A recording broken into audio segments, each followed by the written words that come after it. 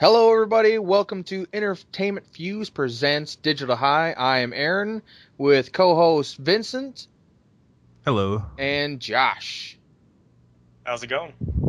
And we've got a few things to talk about today. Not too much going on in the gaming world.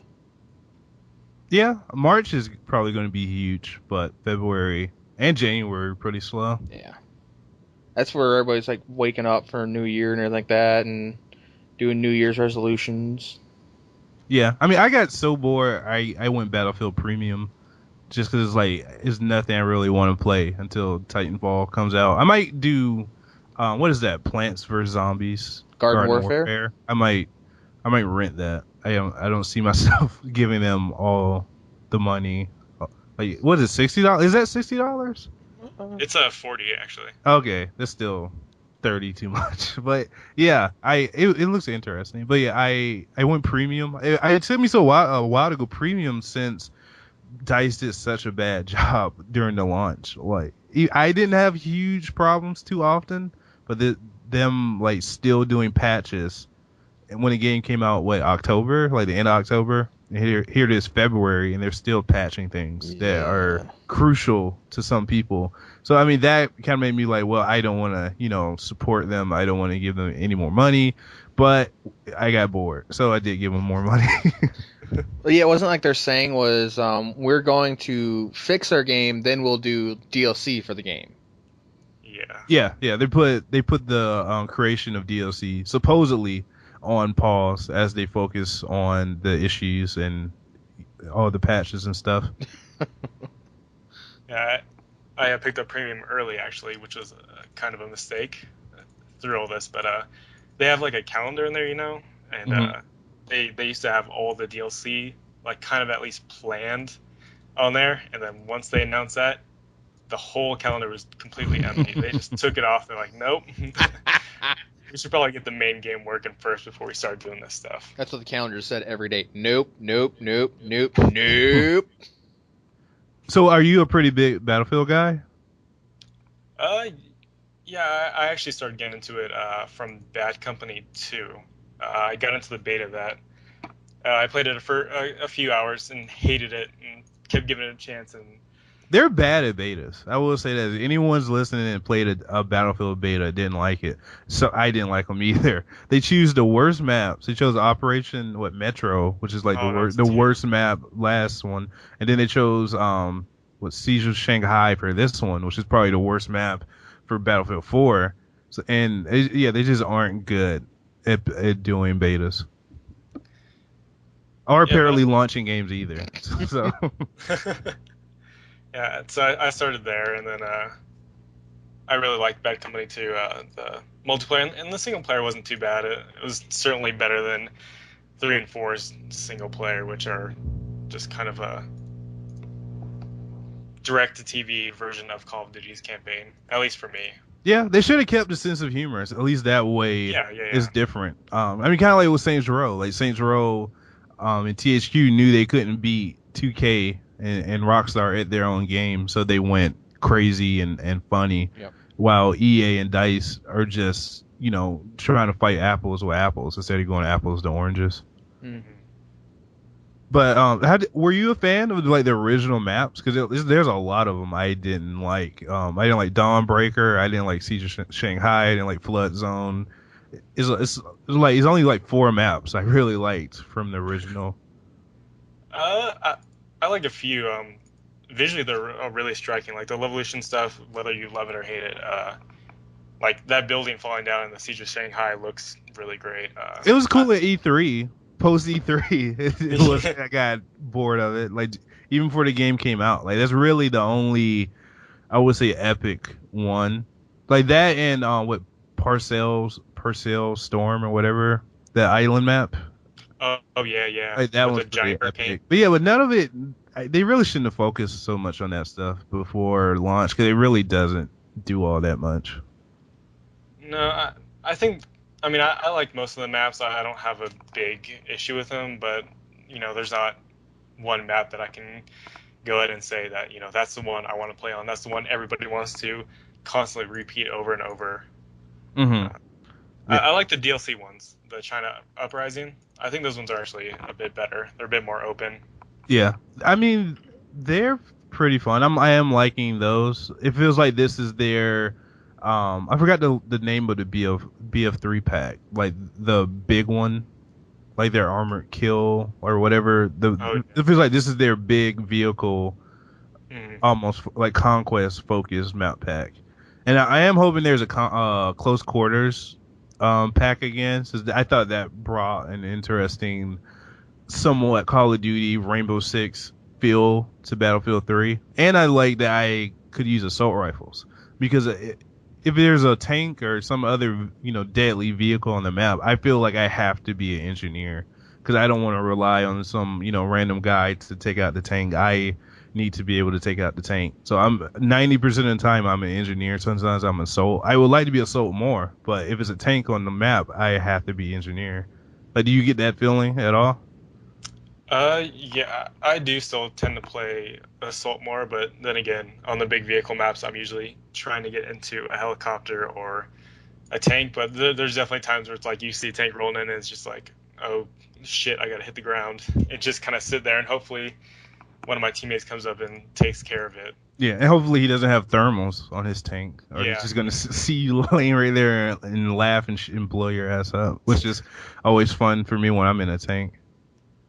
But yeah, I mean, I think with Operation Metro and Operation Locker, like the only two that don't have tanks that I can think of right now. So if it's not those two maps, I'm not assault. So I would like see like a close quarter or more infantry focused map in the next one, whenever that happens. Hopefully it'll be spring and not summer. is that pack out already? The second assault one? Because I know they're bringing back. It's like 4 old Battlefield 3 maps. That came out last year. That was like November or December, I want to say. That must be. It might be a Microsoft thing though. Yeah, I think you're right. Yeah, because you're playing on the wrong console, so Apparently. you're playing on PS4. Did you ever play on PS3, or did you just go straight to PS4? I waited out, so I guess I wasn't in the whole thick of it when it just launched, because I got it a month later. But it was still, I didn't have too many issues. I had a few issues like at the launch of the PS4 trying to play it. Other than that, I had a few crashes. I had a save corrupt, but when that save corrupted, I didn't really care about the single player. I was like, yeah, I'm done. Yeah, that's really the only big thing I've ran into on not even on 360, on Xbox One. I don't think I even played a campaign on 360. But a few weeks ago, I lost like my save for the campaign. But yeah, I had the same reaction. I was like, I probably wasn't gonna beat it anyway. Because this is basically a multiplayer only game. So yeah. And Aaron, you're not in the Battlefield at all, right? No, that's why I was letting you and your new little friend kind of have a nice chat.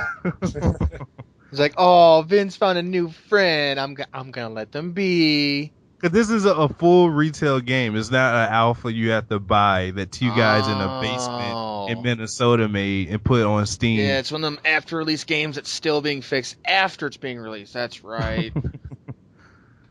This isn't Rust or Dust or Lust or whatever. A million ways to die. Rust, that's your own business. What was the one Justin and I saw you playing? 7 Days to Die. 7 Days to Die. Okay.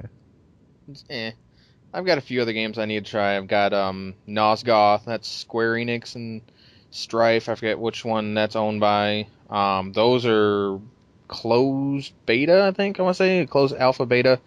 Both those are like I tried Strife, and Nosgoth looks kind of cool. Like Strife just basically looks like Diablo meets League of Legends. It's kind of weird. And then Nosgoth's kind of like a third-person shooter hack and slash. It's like your humans on one side, they get guns and all sorts of cool little toys like that.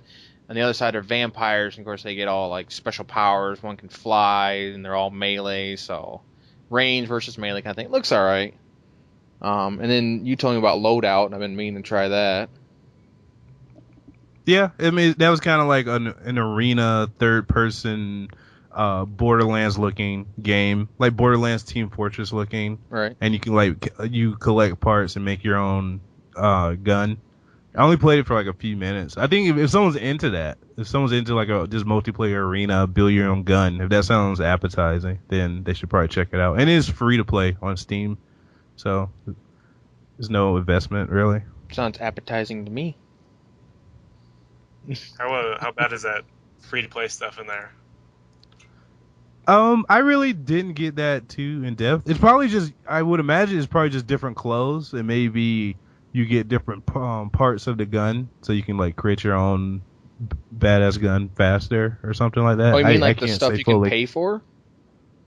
Yeah, Oh, there's like your nothing starter pack. involving the guns you pay for. They say there's absolutely nothing you can pay for in the game that will make you better at all in the game. I think Okay, so everything it's just is- clothes. I think it's Oh, all that's good. pure aesthetic value, like different clothes and things like that. Because that's like their big selling point is there's absolutely nothing you can buy in the game that will make your character more powerful at all. Mm. So it's like play the game and get good at the game. Otherwise, you spend your money on making something look pretty on your character while you're dying. I mean, I don't think buying parts for the guns, if that was there and it wasn't exclusive parts, I don't think that would be so bad. Like if someone just like, I don't feel like playing this game for 20 hours, I'm just going to spend, $5 and get these parts and, Yeah, and but then see how that is. But as long as the parts aren't exclusive, I wouldn't have had a problem with it. Well, the only reason I have any complaints whatsoever, it gives players that just have money to burn a major advantage versus players like myself who just want to play the game. I mean, like Mech Warrior Online, that to me is almost borderline pay to win. I mean, you get junk from the word go, and it's like all these other players, you're either got people who've been playing it for months on end, or more likely people who just been coughing up a few bucks here and there. And I don't care about coughing a few bucks. I'll do that for League of Legends, but though that's just skins and costumes and things like that. That doesn't affect the gameplay at all. The only thing it'll affect maybe is like it'll sound different if you pick like an exclusive or legendary skin. Mm-hmm. I mean, as long as they can't create like a golden gun from GoldenEye or Yeah, 007, if and they it's- just one hit kill. Yeah. Like as long as it's somewhat balanced, then I wouldn't have a problem with it. Yeah, I agree with that. Did you play any other alphas or betas or zetas? No, actually, I'll surprise you. I've actually been playing Batman Arkham Origins and not liking it. The one full retail game you choose to play is one that's obviously going to be disappointing. Yeah. I mean, it's not terrible, but at the same time, it's just not good either. It's just... Yeah. It, I mean, it always screamed cash-in to me. Just the same way God of War Ascension did, the same way God. Gears of War Judgment did. Like, I still get surprised when other people get surprised that a game is average, even if it's a big franchise. Like, really? Is that really that shocking? Well, That, I mean, that, I'd I'm not talking about understand. you. I'm talking about people in general. I'd understand if it could be, like, average if it was a smaller company. But, I mean, it's like, seriously, this is not small developers and publishers. I mean, it's like, come on, guys. This is where we're supposed to bring the A game. I mean, they made this big deal in which the guy who voices the Joker is actually a huge deal that he did a really, really good Joker voice. And it's like everything else is like, meh, we don't need anything else. We've got, a good Joker voice. We're good. It's like, Are you talking about Troy Baker? I think that's his name, yeah. Okay. Because like they had this big video in which basically someone asked him, why did you want to be the Joker? It's like obviously they offered it to you and they probably thought you could do it, but it's like why did you want to? It's like, well, I really like the Joker because this one comic book part, and it's his whole thing. He reads it as the Joker. It's like, yeah, that's spot on. But I mean, Does he read it like Mark Hamill, or does he do his own thing? He does his own thing, but I mean, it's similar to Mark Hamill's Joker. I mean, it can be serious, but then he can hit like the high cackling laughter. It lets you know this Joker is the crazy Joker, but not just a maniacal psychopath sadist. This guy is smart, and he's just messed in the head. He's funny in an extremely evil way. So I mean, is Joker the highlight of that game so far? Basically, that's what I'm getting from it. I mean, I've gotten to the point where it's like, who's the Joker? It's like, because it's supposed to be Batman in his early years kind of thing. And it's like, well, we have no idea. It's like Alfred saying, I can't seem to find any records about him, sir. It's like, turns out he's one to capture Black Mask. Like, he's a new player in the game, and he's like the big bad guy. It's like, first it's Black Mask, Then it's these 8 assassins. Now it's the Joker. It's like, okay, here's the thing. If you're going to make 8 assassins go after the Batman, make them good. That's one thing I'm going to go on a little side tangent about. Like, I saw these, like, Electrocutioner. I'm like, who? Does Calendar Man go after? Oh, yeah, he's in there. He's in the game. Calendar Man. Is he really? I don't know. He's not an assassin sent after Batman, but they talk about Calendar Man. Yeah, there's, like, Firefly, Electrocutioner. I mean, they have, like, what was it? There's Deathstroke, and I think Deadshot or Deadeye, something like that. Deadshot, yeah. Yeah, it's like, those ones aren't too bad, especially Deathstroke. But I mean, it's like Electrocutioner. It's like, really? It's like, and the one thing I hated about the part with Electrocutioner is it was a huge fucking joke. I mean, it just made me so upset. It's like, okay, this guy's got no helmet on, and I'm throwing, batarangs at his head. Nothing. I'm like, really? Okay, we're gonna do that. So it's like, all right, I'm gonna go and punch him in the face. Cutscene, you knock him out one hit. I'm like, you just made fun of your own choice, guys. You just sort of said, see this guy we picked? He's handpicked by us. He's one of the 8 assassins meant to kill Batman, and Batman just laid him out with a single punch or a kick, I think. It's like, you just made. That's how badass he is. Yeah, but it's like you just made fun of your own choice. It's like, okay, I mean, you have Killer Croc, and then all of a sudden follow up that with the Electrocutioner or whatever his name is. It's like, seriously. I was like, this right from there and that point on, I'm like, this game is just asinine. I mean, it shouldn't have even happened. I mean, for me, the main reason I didn't want to play it looked like it's just the same thing, the same game, slight improvements with different cutscenes. That's the impression I got. It just, to me, everything seems off. The way I read an article about it before I played, and this was from PC Gamer, and the guy said, especially regarding the combat system, it's like listening to your favorite song of all time played by a cover band. Yeah, it's good, and it's the right song, and you like it, but it's just not the right tempo. The pitch is off a little bit. It's just not right in a few minor ways. Mm-hmm. It's the same thing, but it's just off a little bit. And it's right. I mean, I was like, yeah, I mean, I loved Arkham Asylum. I love the combat. That was just so much fun. It was, it felt real, and now I'm just like, I'm watching this one, and it's just, it almost feels like you're skating around. He's got like a jetpack in his boots every now and then. It's just like, and to see Batman do these stupid things, and there's still a few things that bug me. It's like, you can't, in mid-animation, one of the greatest martial artists in the world, you can't be like, while you're mid-punching a guy, you can't counter. It's like, while you're mid-punching a guy, oh, look, there's blue lightning bolts over the guy, hit triangle, nothing. Nope, you're stuck in an animation. You're going to get hit in the back of the head. It's like, I'm sorry, apparently Batman doesn't have the ability to, I don't know, during mid-punch to shift his weight and then do a counter. Mm-hmm. Maybe I'm asking too much of a man who's supposed to be like the best martial artist in the entire world. I don't know.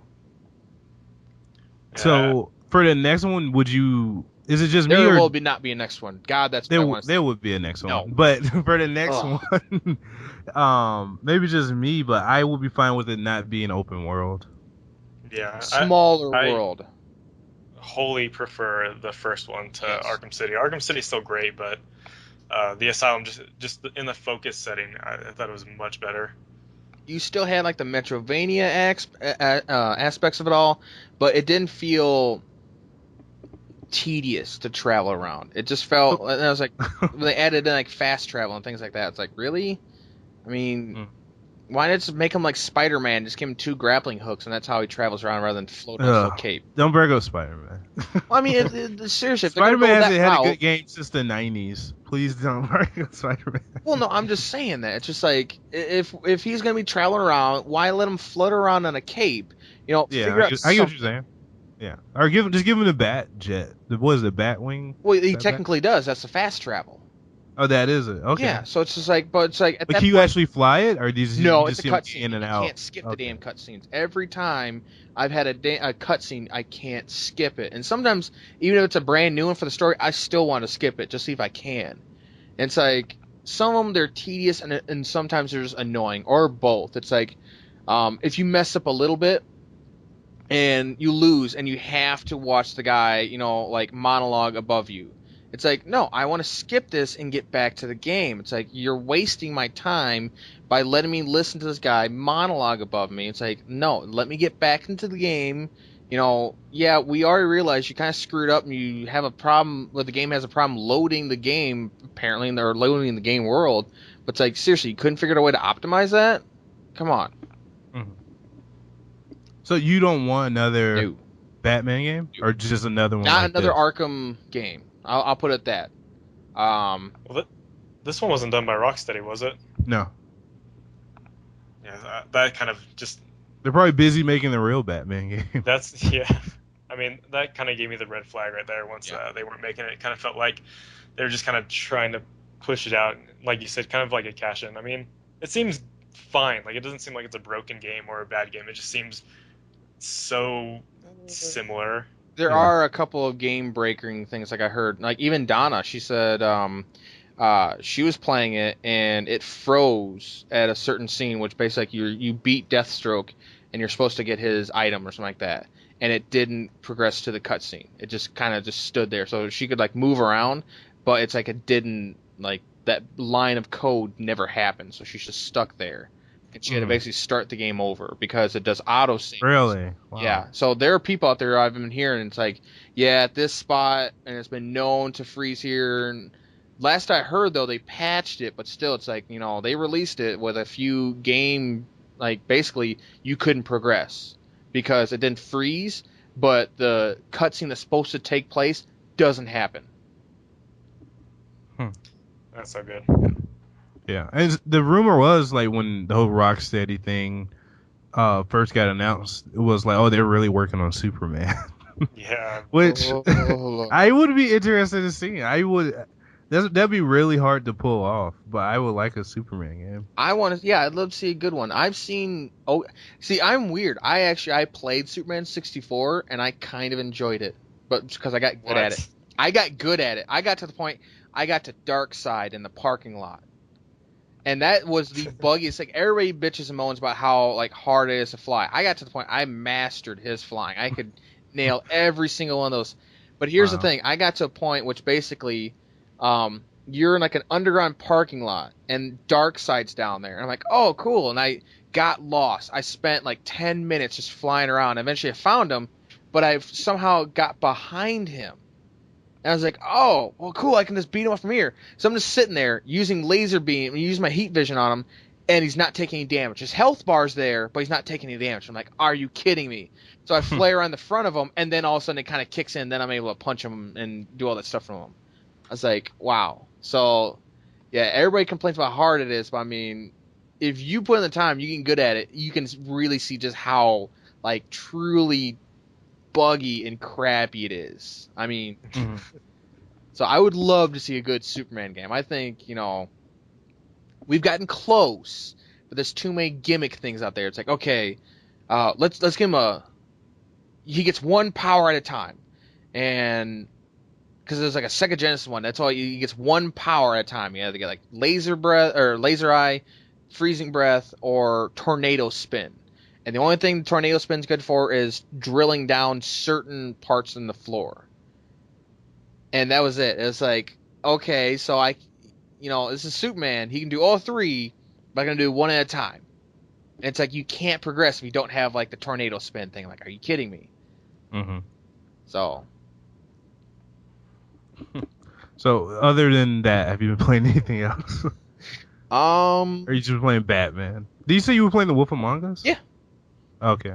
Yeah, I've been playing. So, without spoilers, how have you been liking it? I dig it. I mean, the problem is at times it's got slow pacing. It's supposed to be, it's got to build the atmosphere and things like that. And sometimes it's just like you want things to happen. So I mean, you've got to be in a mood to sit down and kind of play a detective game, and that's what it really comes down to. It's a fairy tale detective game.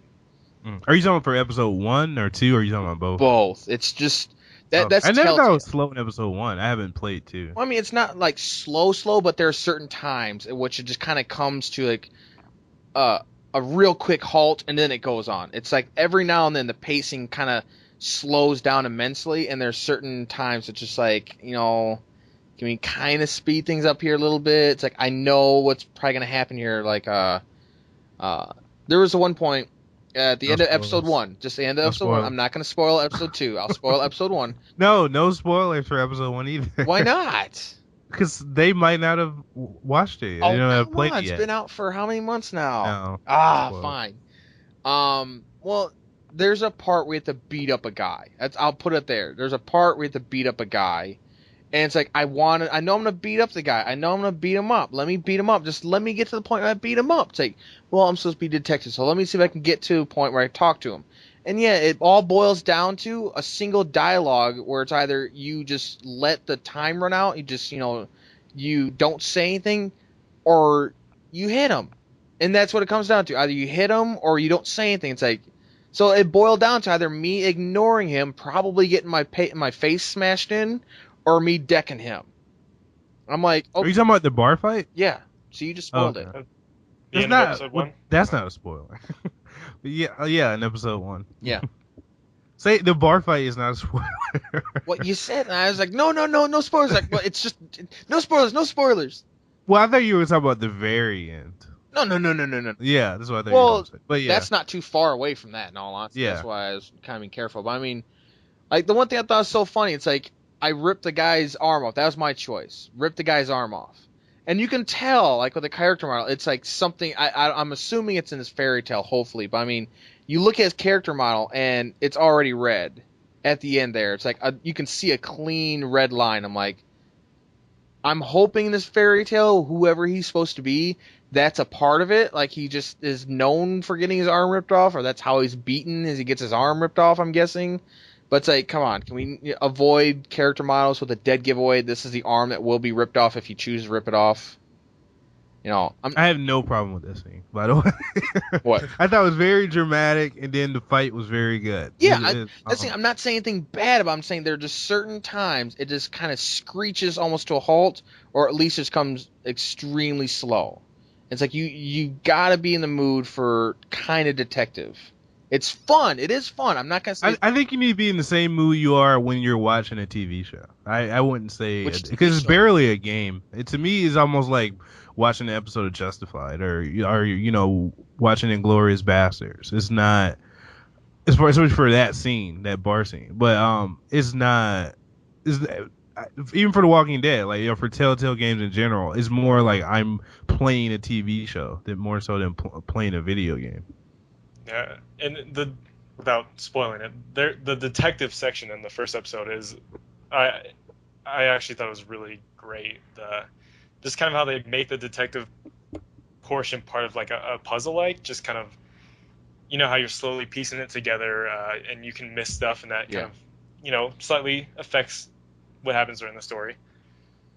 I completely agree with you there, because that was something that I really liked. That actually, I don't want to say simple, but it's easy for people to grab a hold of, to get that feeling of accomplishment without having to go and actually, go through a bunch of items. Okay, should I get the fingerprint dust out, or the magnifying glass? Which one do I need here? It's simple tools, but you've got to pay attention and you've got to remember those, because whenever you bring up the evidence you find, you've got to make sure you do it right, or you can mess things up.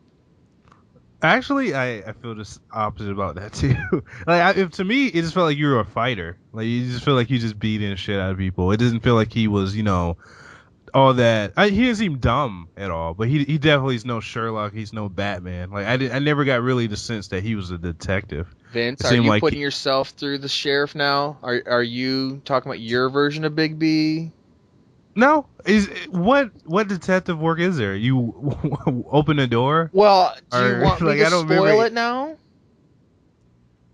What do you mean? Just don't spoil the ending. Well, okay. When you have to go to Toad's apartment, you've got to go through. You actually have to move around and find different things, and he'll make up a story like, "Oh yeah, I cut myself shaving there. Or I did this." And it's like, well, no, you didn't, because this shows you right here in front of me that you're wrong. Why is this? There's a dust imprint from this toy over here. Oh, he just must have knocked it off all over there. It's 20 feet away. How'd the kid knock it 20 feet away? I don't think your kid's that prone to rage. So obviously that's a lie. So it's kind of cool. It's like, yeah, you can say, I don't believe you're telling the truth about the toy, but without at least adding in the dust, the fact that you can see the imprint where the toy was. And it's like, okay, you're obviously lying because here you go. Here's my evidence. You're wrong. What's going on? I'm not saying him being a detective isn't there at all, but he definitely seems like a fighter first. He seems more like he's a brawler first, and detective way down the ladder.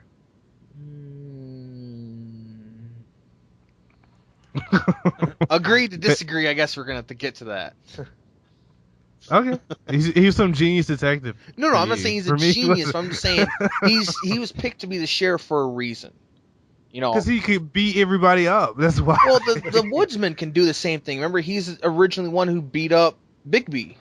And hell, there what was it? Dump. But obviously Dump, the current he knocked out Bigby. Obviously the current drunkard axeman can't fight him Of course. I mean, if he wasn't a drunk, maybe then he would be a better sheriff. So I mean, that's the thing. And he didn't even go wolf. He beat him as a human. Well, of course, he almost went wolf though. Yeah. That's one thing. That's not spoiling because it shows in the trailer. In episode 2, we get to see him go full wolf, or pretty much full wolf, if that's not full wolf. Mm-hmm. And as far as episode 2, being kind of vague, are you liking that more than 1, or about the same as 1 so far?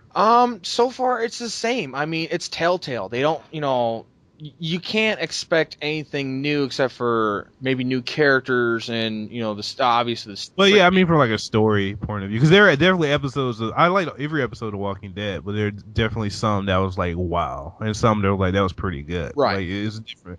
It's definitely, different quality to each episode of The Walking Dead. Well, yeah, and the story obviously has got to be more intricate, and then the choices you've made.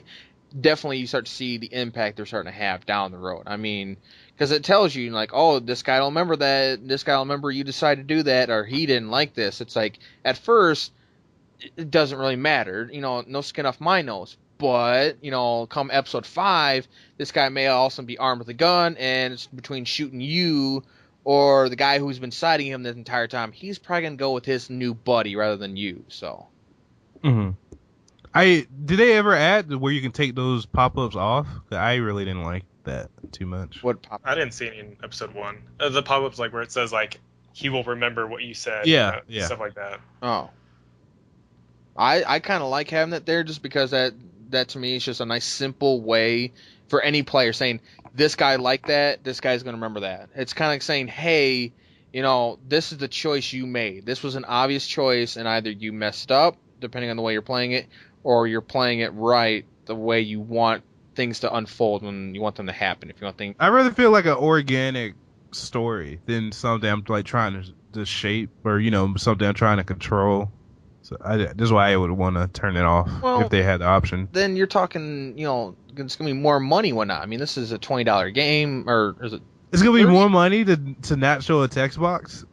Well, you can probably down the road, or if anything, might be modded, or who knows what. They can probably turn that. But it's just a clear way of saying. And it's not even up that long. Didn't show you the text box. Well, it's not that long. It's up there for what, maybe 5 seconds, if that. Yeah, I mean, I'm not saying it's a big deal, but if I had the option, I would turn it off. Oh, okay. I'll see. All right, I got what you're going with.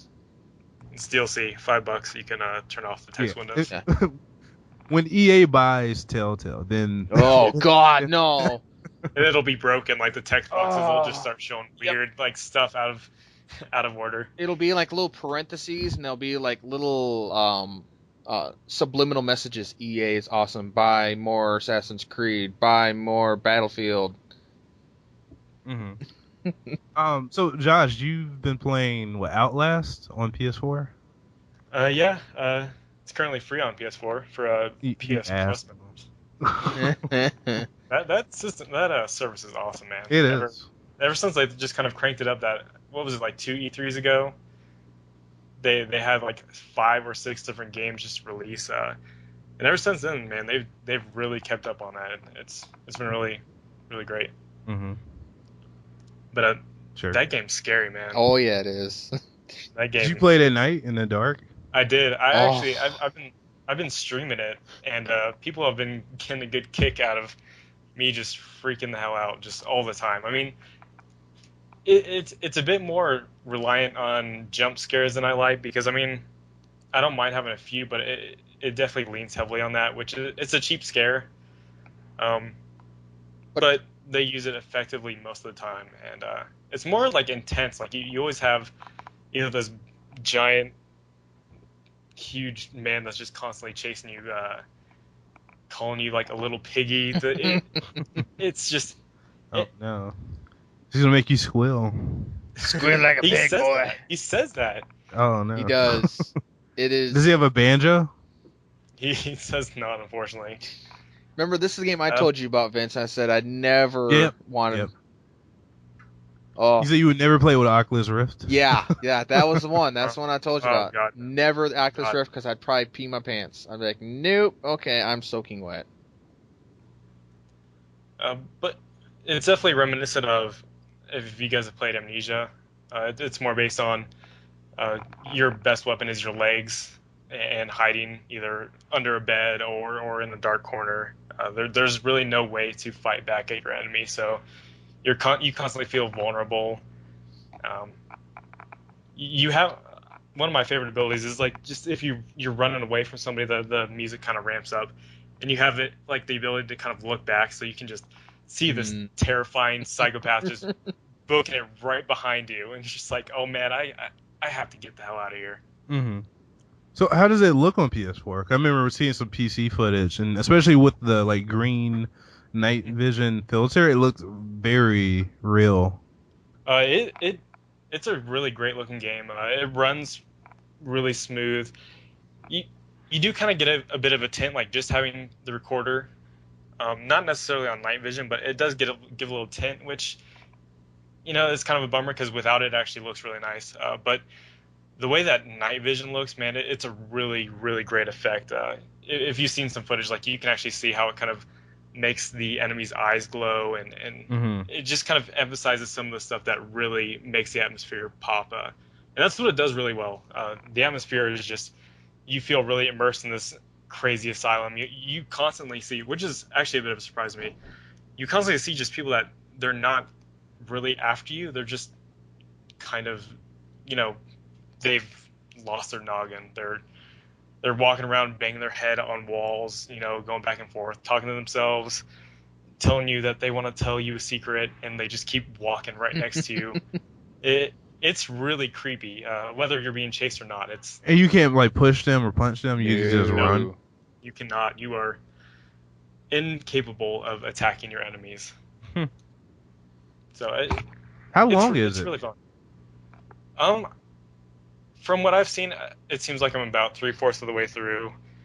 I imagine it's probably about 6 hours, if I had to guess. I've been trying to scope out the collectibles because one of the unique things is if you have that camcorder constantly up, your character will make small notes about kind of what he's seeing, because since he's a reporter, he's supposed to be kind of uncovering the mysteries of this asylum gone wrong. And funny enough, the notes almost always capture exactly how I feel. Like one note, it just says "big fucking guy," and that's all it says in big capital letters. And it's like, yep, I know what you mean. So yeah, it's really great. If you have PS Plus, there's no reason not to try it unless you're really not into those type of games. Some people don't want to crap their pants from fear. That's true. Yeah. It's pretty scary. It really is. It's still sitting on my desktop taunting me. Did you go back to the PS3 and play any of the other free games? I played most of those. What was it? It was, I think, Metro, Remember Me. Oh, something else. Yeah, there was. I played Metro. I don't know what's currently out because they usually release them weekly. So they usually do one at a time for the PS3 stuff. I played Metro. I'm kind of interested in Remember Me.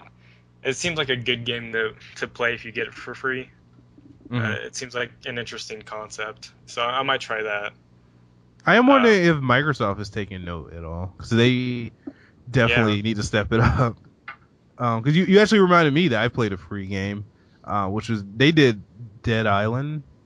Okay. Yeah, Dead Island, and before Dead Island, I think was the Lara Croft like arcade game from like a summer or two ago. And I actually had fun with that, doing co-op with the friend. Guardian of Light, right? Yeah, Guardian of Light. Yeah, that was pretty fun. Like it actually has pretty good. I wasn't crazy about the combat; it wasn't bad at all. But like doing puzzles with the friend, especially who I was playing with, who isn't exactly the brightest.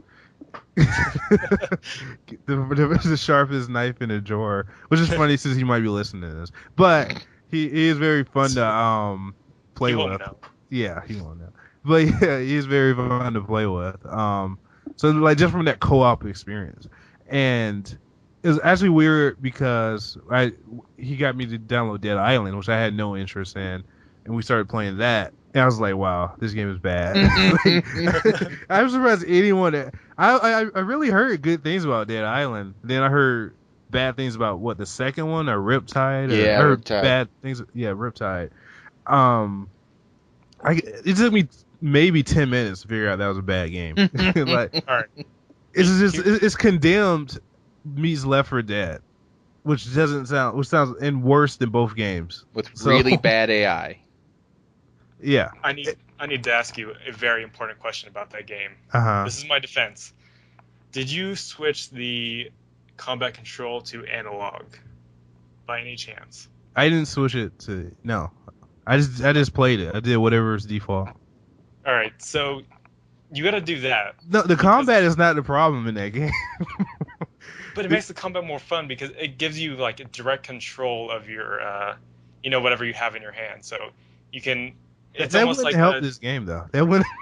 The graphics are still terrible. The voice acting is still terrible. The mission design is still terrible. Yeah. Everything is still terrible about this game. It's just a fetch quest, and you slap zombies who try to punch you, not even bite you in between. That's all this game is.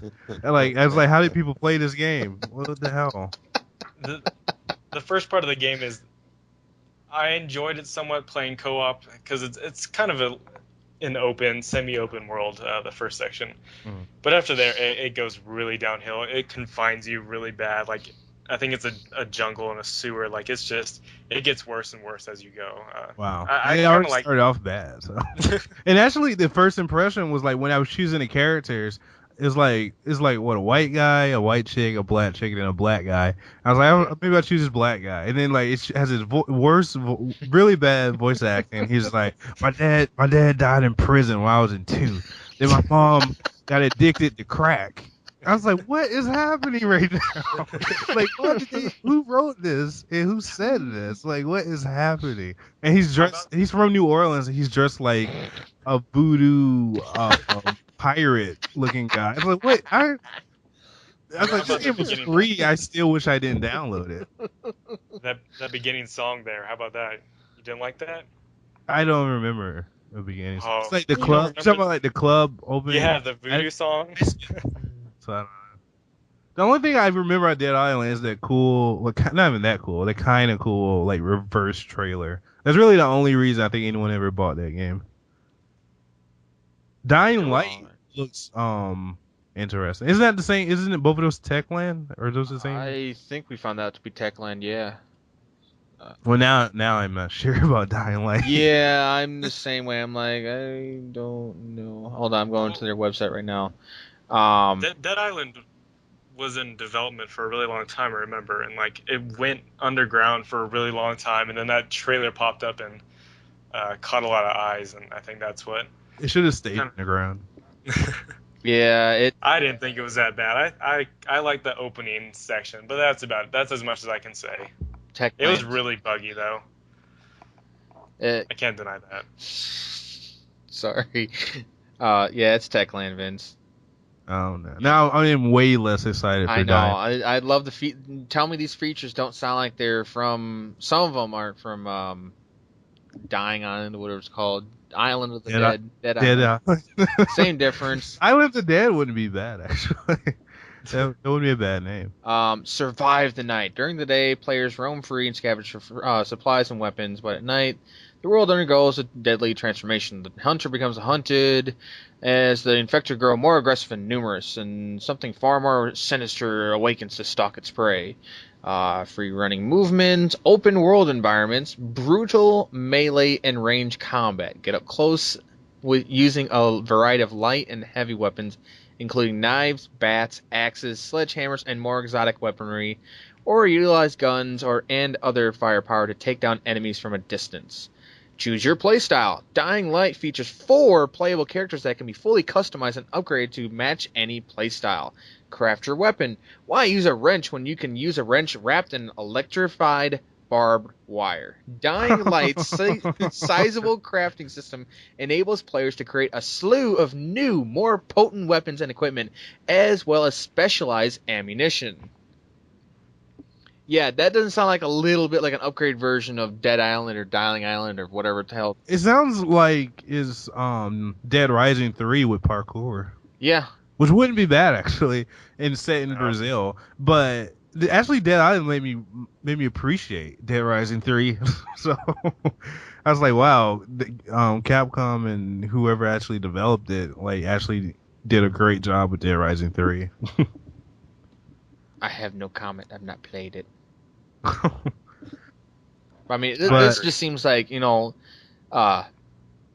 is seen in games right now. What I kind of like listed. That's Rust. That's Nether. That's 7 Days to Die. I mean, none of this sounds, absolutely phenomenal. Any of that kind of stuff.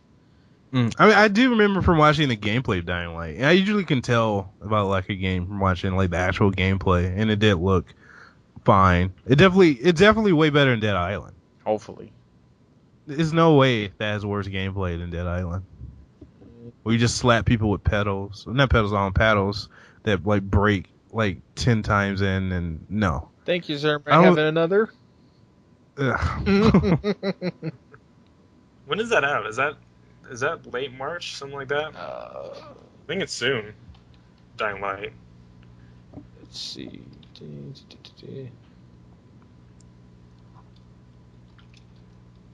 Talk amongst yourselves. I'm looking it up right now. Okay. Hold on. I have nothing else to say about Dead Island. I threw in my defense. That's all I got. It's amazing. If I can't have fun during co-op, it must be a really bad game. Because like, I don't think I've ever not have fun doing, co-op with friends. Yeah, that's how I mostly played it, and I got some enjoyment out of it. But like I said, it goes downhill very quickly after you kind of get out of the resort and start going into more confined spaces. It makes combat actually worse. Mm-hmm. I'm not seeing a release date.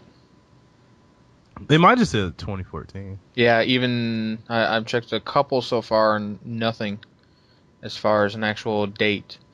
Let's see. Okay, no biggie. Nothing.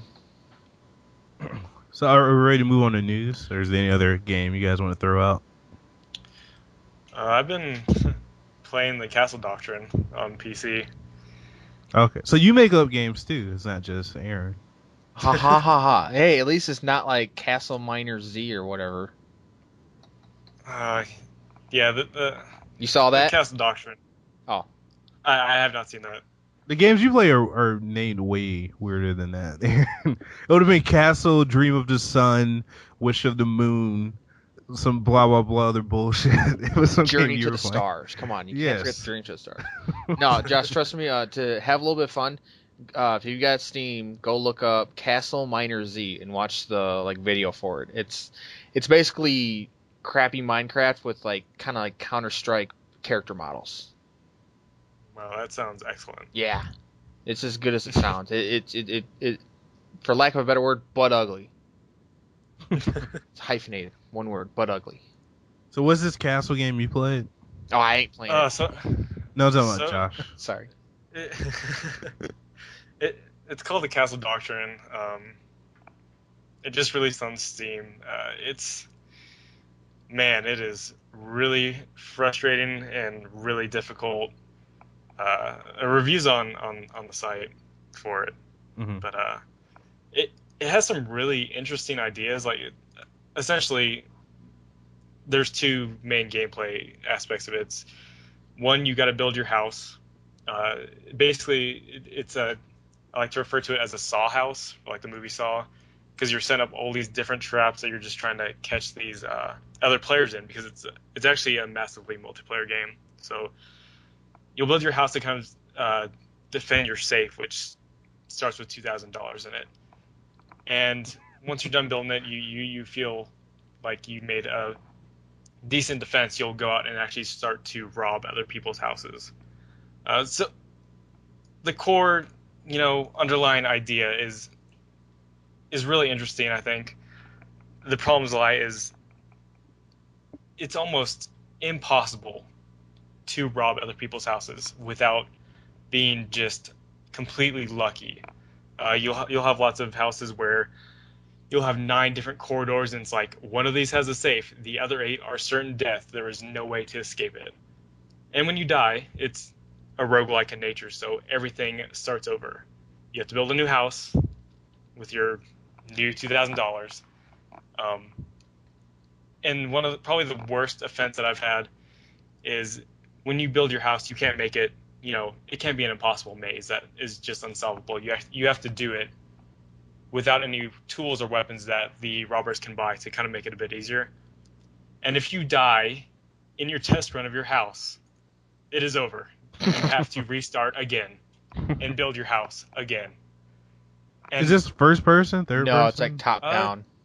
Okay. it's kind of like an old pixely style type of game. Just and the building mechanic isn't really good. Like it doesn't really give you the full size of the house, so you can't see the entire house. So you gotta actually walk around to actually get a full view of it. It's just there. There's a niche appeal to some people. Like there's going to be a small community that's going to adore this game, and they're going to put hundreds of hours into it. They're going to love every second of it. Um, but it's going to take a lot of time. You're going to have to start picking up on tells that people usually use for traps. There's some common stuff that just kind of goes around that you can kind of recognize. But for just a normal player that's going in and trying to, I think this is just kind of a cops and robbers kind of game. It sounds Extremely. cool. The way you described it, I was picturing it as like this first person or third person game. You have to like go into this big abandoned house and like avoid, like booby traps, like nails on the floor or strings or Yeah. guard dogs. Like I imagine it like that, but now it sounds like it's Hotline Miami or something.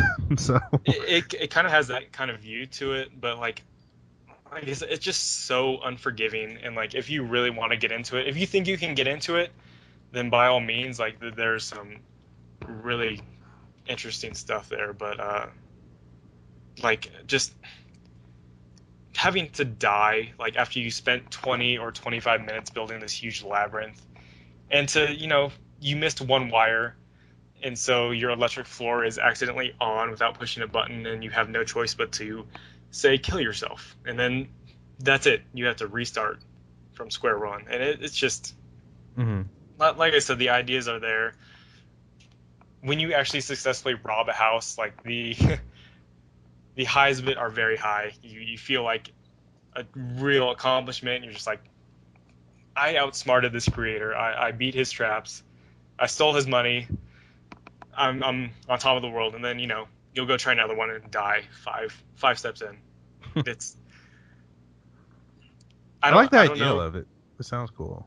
Yeah, I mean, there's probably a way to balance it to make it a bit more appealing, but it's just a really hard game to recommend if for someone who's just going to kind of casually play it.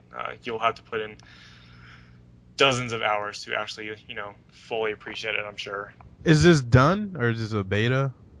It is done. Okay. I believe it's by I want to say his name's Jason Rohrher. I'm probably saying that wrong. Uh, and he actually came out and said like his game he kind of did the Minecraft approach of it was an alpha and it was like $8 or something like that, and then it went on to Steam for $12, and then now it's 16, and he stated that he will not put it on sale ever. So I mean, How's 12 it bucks not on is sale now? it's not on sale anymore. It was on sale for $12 like the first week, and then he said after that, like it's never going on sale again. Oh, you mean like it Oh, won't be like discounted? Yeah, so Oh, like okay. so $16, it's never coming down, or at least that's what he said. Is it pretty popular from what you can tell, or is it really niche? I mean, I've usually when I've built a house, it takes maybe a minute for somebody to actually go in there. And like another cool thing is you can actually watch like a videotape of somebody trying to get through your house, which it records basically everybody trying to get in. And it's kind of it's a bit evil, but kind of satisfying to see somebody fall into your traps and perish inside your house. And you'll get bounties for killing people Hmm. inside of your house, which is really the best way to play because there's no really risk of losing your house if you're just kind of like, all right, I built my house, now I'm just going to turn off the game and then come back tomorrow and see how it went.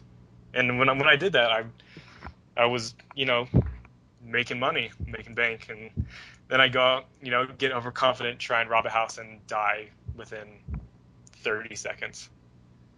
Hmm. So it So would it be fun if if you could just respawn and they just screwed the whole like rogue stuff? Do you think that, or is that necessary to the game? I mean, I feel like the game's trying to make a point because, like, if people who are listening aren't aware, the council doctrine is basically a bill that's supposed to state that a homeowner can defend his home if an invader's in it with deadly force. I know it varies, so I think he's trying to kind of make a statement on that. So like that's why he's making it. I don't get into that stuff. Looking at just a game, it's yeah, So is he supposed to? Is this a statement to be pro I or don't anti I it? don't know. It's I don't know. I Okay. guess a good way to maybe avoid it is to split it up. Like you have one profile that's a robber and one profile that's a builder. Yeah, this is what I was gonna ask. Like, what if people just rob all the time? They don't waste time building. You can do that. So like I kind of briefly mentioned, you can buy tools to help get through other houses. So like you can buy maybe a saw, which can cut through a wood wall, or you can buy drugged meat to knock out the dogs and stuff like that. But again, if you actually successfully get through somebody's house, and let's say you spend your $2,000 on all these tools, so you have $0 in the bank, and you go into a house, and you actually get to the safe. So congratulations on that. When you pull out the money that the people have, you drop all your items that you previously had. So, What? so Jesus. yeah, so if I rob a house and say I get $500 from that safe, I just lost $2,000 worth of equipment for $500. And maybe if they had items in their safe, I get that too. But That's kind I of mean, that yeah, it's that's kind of stupid. Honestly, I know I'm kind of like, if that's nitpicky, I apologize, but I mean, how? I never understand how that can work out. I mean, if I've got all this stuff, and wouldn't it just make more sense, be more rewarding for me to keep that stuff? Maybe just they right. degrade. So it's like all of a sudden, if I go in, he's got $5 in the safe. I'm like, great, that'll cover maybe 1% on my chainsaw. This is actually not worth it.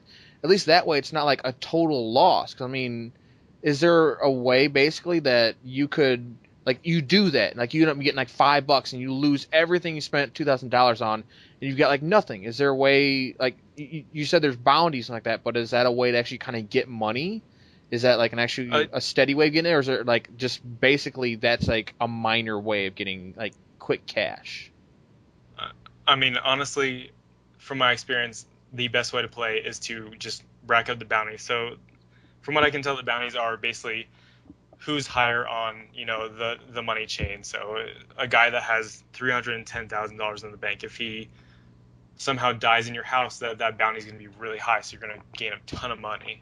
Okay. Um, and like I said, since it's a massively multiplayer game, you can essentially turn it off for a week and come back and see, if you've racked up a good bounty. I came back this morning after uploading a house, and I probably earned $1,200 just from having people fall into my traps. But then, I mean, the other part, robbing, it's a good idea, but it's so based on luck. It is not based on skill or tactics. Maybe slightly if you start to recognize, like, okay, here's a corner and there's a bunch of electric floors. If I cross this corner, there's probably a button with a cat. So some of the cats, like, what they'll do is run away from you. And so one of the pretty popular traps is you'll cross the corner here. And then when you step back, the electric floor turns on and you die. So, I mean, you can start seeing little tells. But, yeah, I mean, that's the robbing is just so at a disadvantage compared to building the houses. Mm-hmm. These are their cats? Yeah, there's cats and chihuahuas and pit bulls, and they all. Some people get extremely creative with it, and like I said, there's going to be a niche group here that's going to love it. They're going to build some crazy traps, some crazy houses. They'll probably be good at robbing, but as far as somebody who maybe just thinks this concept sounds like a good idea, it's going to be too punishing to get into it, and it's really just not really recommended for me, at least. Oh, I'm sure Aaron will love it. No, actually, my thing is I'd build a house, hopefully survive, and then I wouldn't do a damn thing.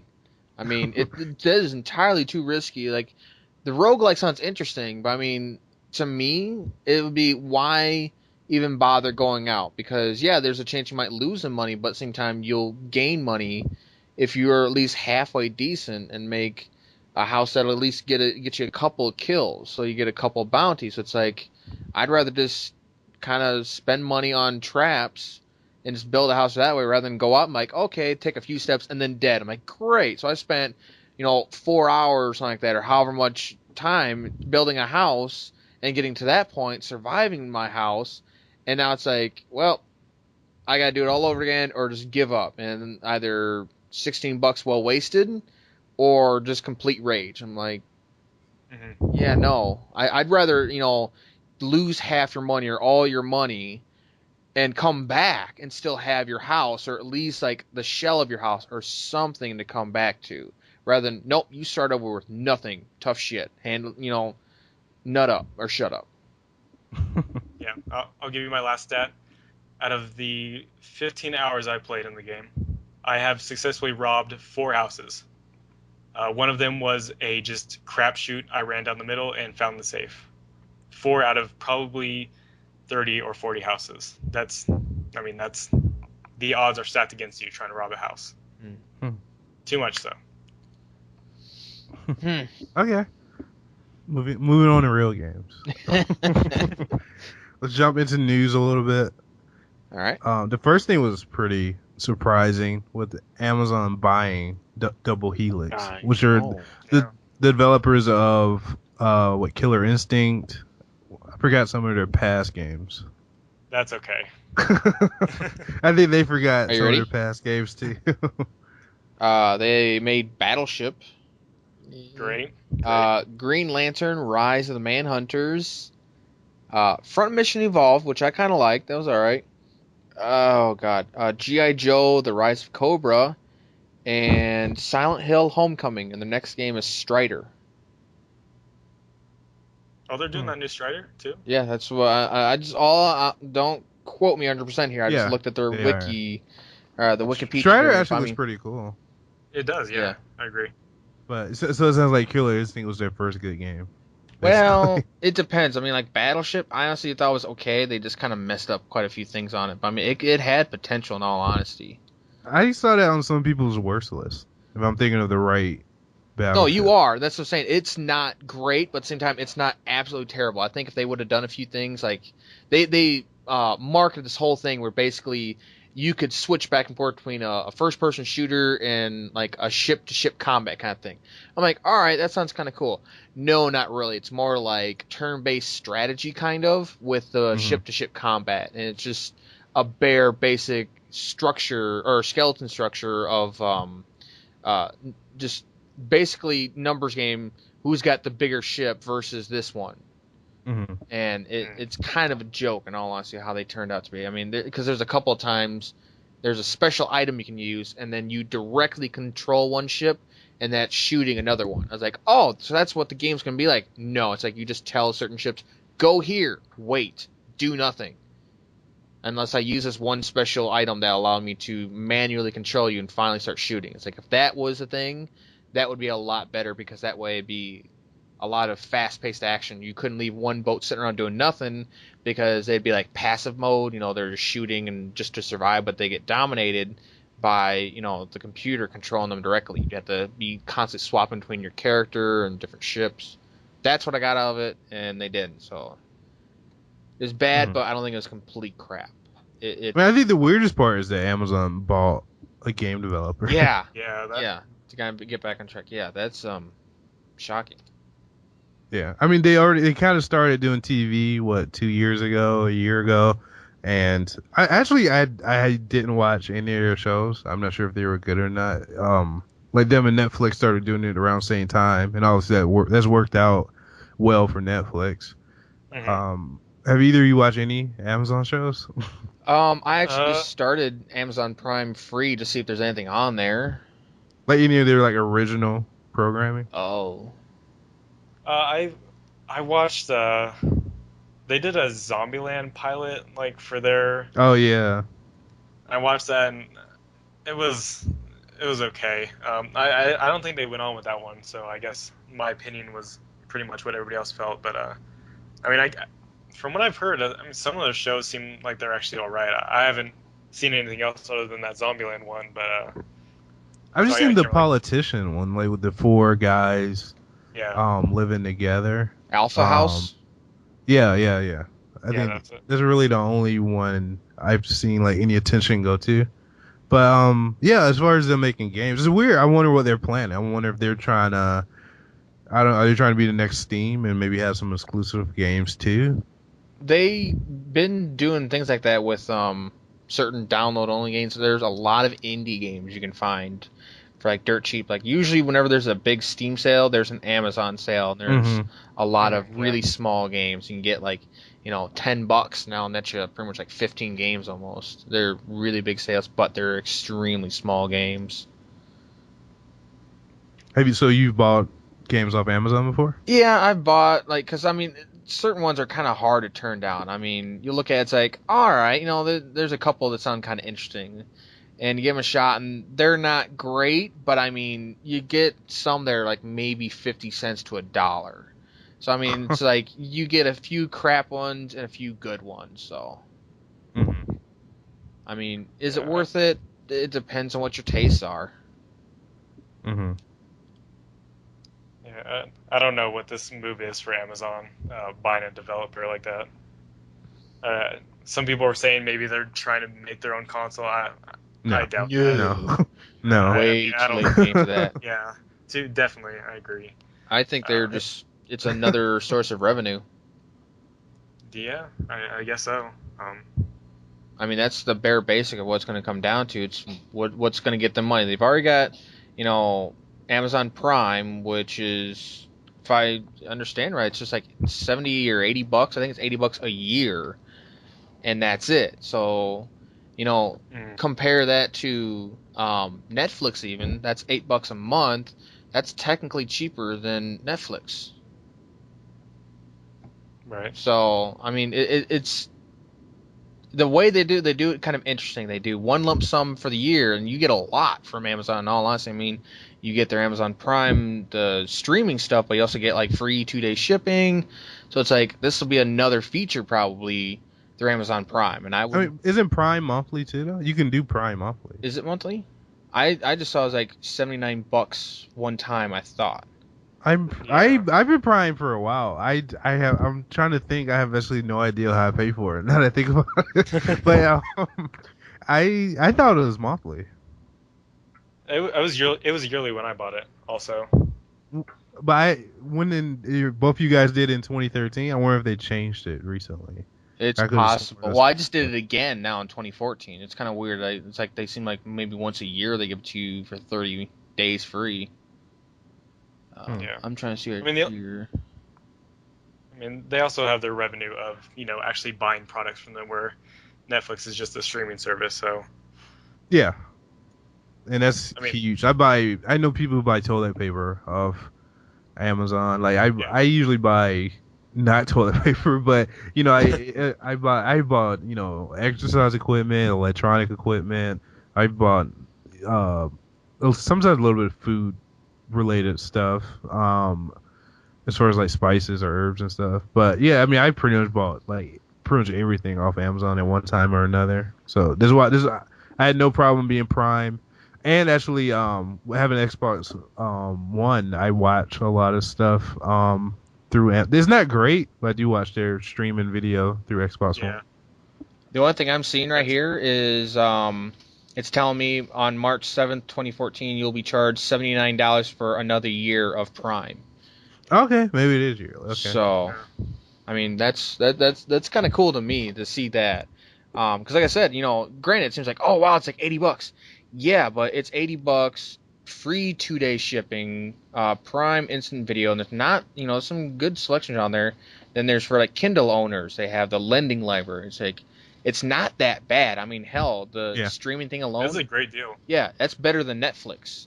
And I love Netflix. I'm like, that's actually pretty damn tempting in all honesty. I mean, if I start seeing some stuff on there, I just think they need to like get into like the more Netflix areas, like that may be why they're getting a game developers, like so they can start saying, hey, Amazon Prime Video or Instant Video, that's now on PS3, PS4, Xbox One, 360, things like that. So like that could be their next step, is to kind of start marketing themselves to gamers and be like you said, Vince, like, or was it you, Josh, talking about them being the next Steam? Well, Vince. I wonder if they're thinking they can be the next Steam. I'm just saying they will be. Well, I'm just saying, like, it's a possibility they could be some sort of streaming to console feature. I mean, it might be interesting. It would be a little costly, but I mean, if they can get that to work, I mean, can you imagine how much money they'd probably generate? Or maybe they'll just have Double Helix make some free to play game and it's free if you have if you're a Prime member or something. Yeah, or if you're not, you can still buy it from them, and it's still like say $5 or $10 cheaper if you do it. Buy it on Amazon. You're gonna have Double Helix make an MMO. We solved it.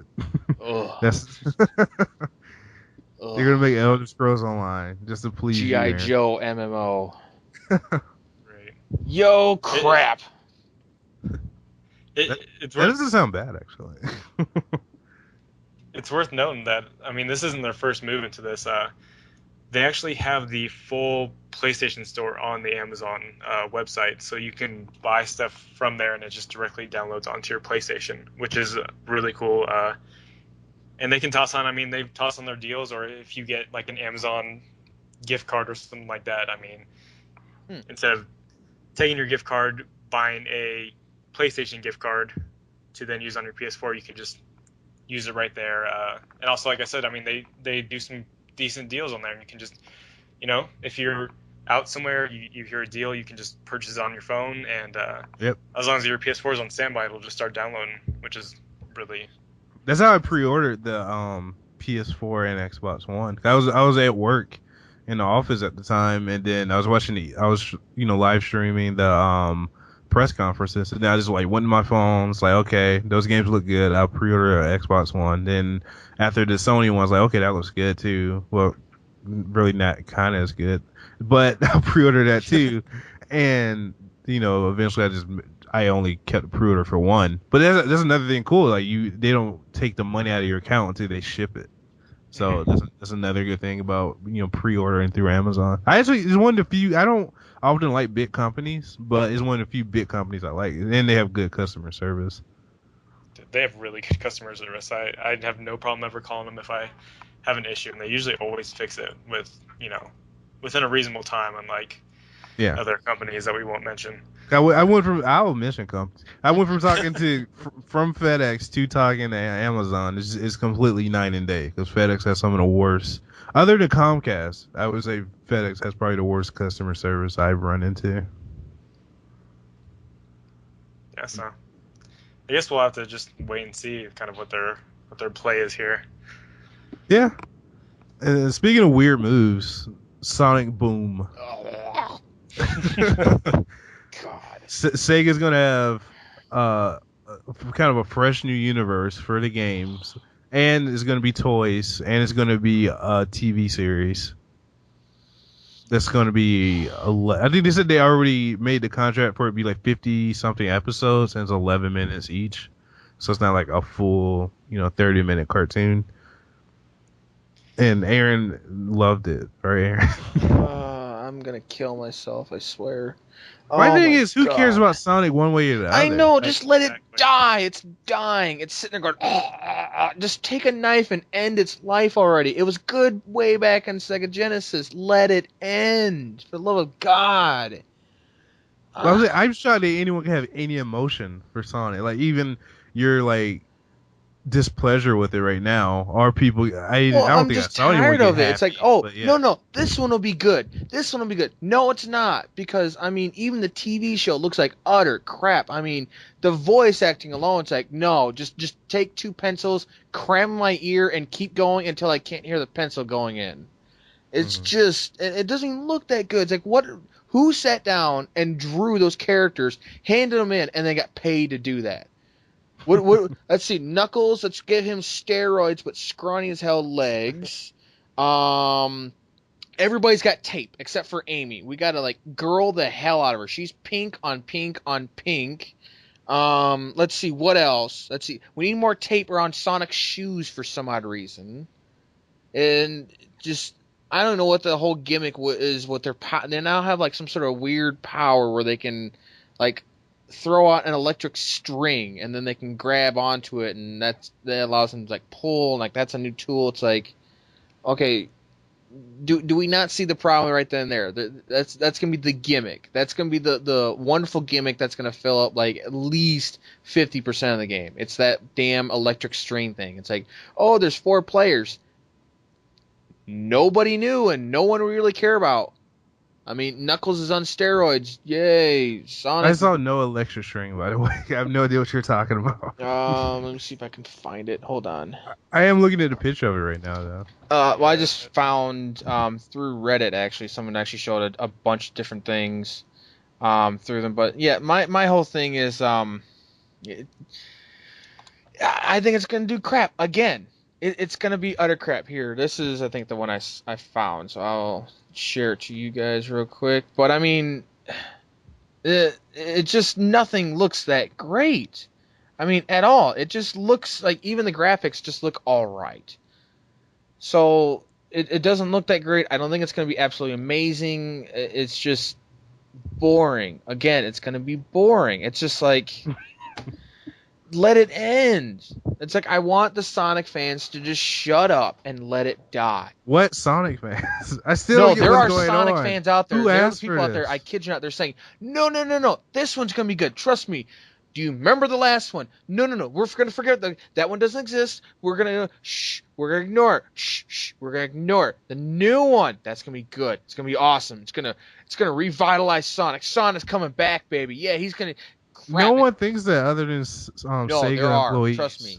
No Why do sane you think it's person. still They're probably like releasing? Why do you think bronies out Sonic is there. still a thing? It's because there's No, still people he's out not a thing. He's still a thing because there are people No, out he there is going, not a he's going to be thing. good. Trust me. This is the game. This is the game that's going to get him No back on one is track. saying that. No one is. Only Sega executives are saying that. No one No. is saying that. Other than no sane person saying it. Maybe weird bronies are out there or other Exactly. weirdos. People that just But need no to sit there normal and person. shut up.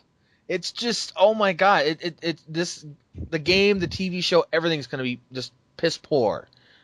I mean, the series might be okay. This is I would assume it's aimed for kids. And if Power Rangers is still going, I don't get why Sonic can't still be good. Or if Ninja Turtles could come back, I don't get why Sonic can't be around. does Turtles actually have good voice acting? I don't know. Like, I listened to the trailer and I remember the whole thing. If you ain't seen the trailer, watch it. It's like Sonic at the end watching Tails go down. It's like, no, Tails. I watched it for the game. It's not you watched the TV show trailer too. Well, no, I thought like you said, was that for the TV show or the trailer, or was that for the game? I mean, The game trailer, I don't remember anybody talking. yeah, so it had to be the TV one. Yeah, because it's like the whole thing he's calling Dr. Eggman Egghead, and that had to be for the TV show. Because you're saying the game trailer didn't have anybody talking that heavy the I don't remember anyone talking. Maybe there was, but I just remember thinking, why is he wearing a scarf? When I was watching, I was just thinking, why is this guy wearing a scarf? And why is everybody wrapped in tape? Yeah, I What didn't is notice with the tape until you said it. Yeah, what is with the tape? And like I said, okay, we look at Tails. He looks okay. We get it. He's, the inventor. He's got goggles on all the time now. He's got a damn holster for his I think wrench, it's because he apparently. flies. Is why he has the goggles on. Well, the one thing is, here's my thing is, I love this. It's like, okay, it's been known he flies, and he flies around a plane. So when Sonic watches him crash, it's like, no, Tails. It's like, he flies. He doesn't need to eject. Just simply let go and remove the seatbelt and just twirls little tails around, and he's fine. But there again, he's got tape wrapped around his shoes, it looks like. Yeah, he does. And They're then, so fast, they have to tape their shoes. oh my god, it's just... And Sonic has like boxing tape somewhat on his arm and Knuckles. Knuckles all of a sudden is on freaking steroids except for his legs, and he's got tape wrapped up to wazoo. And He just looks chubby. He doesn't even look that strong. No, he looks like he just seriously ate a bunch of like cheeseburgers and needs to take a massive dump. And Amy, it's just... I've never seen the chick before. That's Amy. I don't keep up with Sonic. She's like, she wants to be Sonic's girlfriend, and that's about it. And she's a giant freaking hammer. And she's like the girliest character in the Sonic universe. And I mean, she is super girly now. It's pink. That's it. I'd say about 90% of her color scheme everywhere on her is about pink. Mm-hmm. Hey, Josh, what do you think? I don't know. I mean, or do you not care? I don't care. Okay, I don't care. Most people don't. I mean, it just seems like it's a desperate attempt to try and make Sonic relevant again, like by making this new art style and doing this whole initiative of, we got this TV show and we got the game and just wait for the graphic novel and all this stuff. It's gonna be back. It's gonna be back. Okay, I think it could appeal to kids. There is a comic book actually going right now for Sonic. It's actually not. Is there? It's not bad. The weird thing is, it's like Archie comics. But like I said, here's the thing: it's not that bad. It's like Mega Man. Even they had a crossover, Mega Man and Sonic. They did a crossover in comic books. But yeah, I mean, it's for kids. It's probably a kids TV show. It's for the Wii U and 3DS.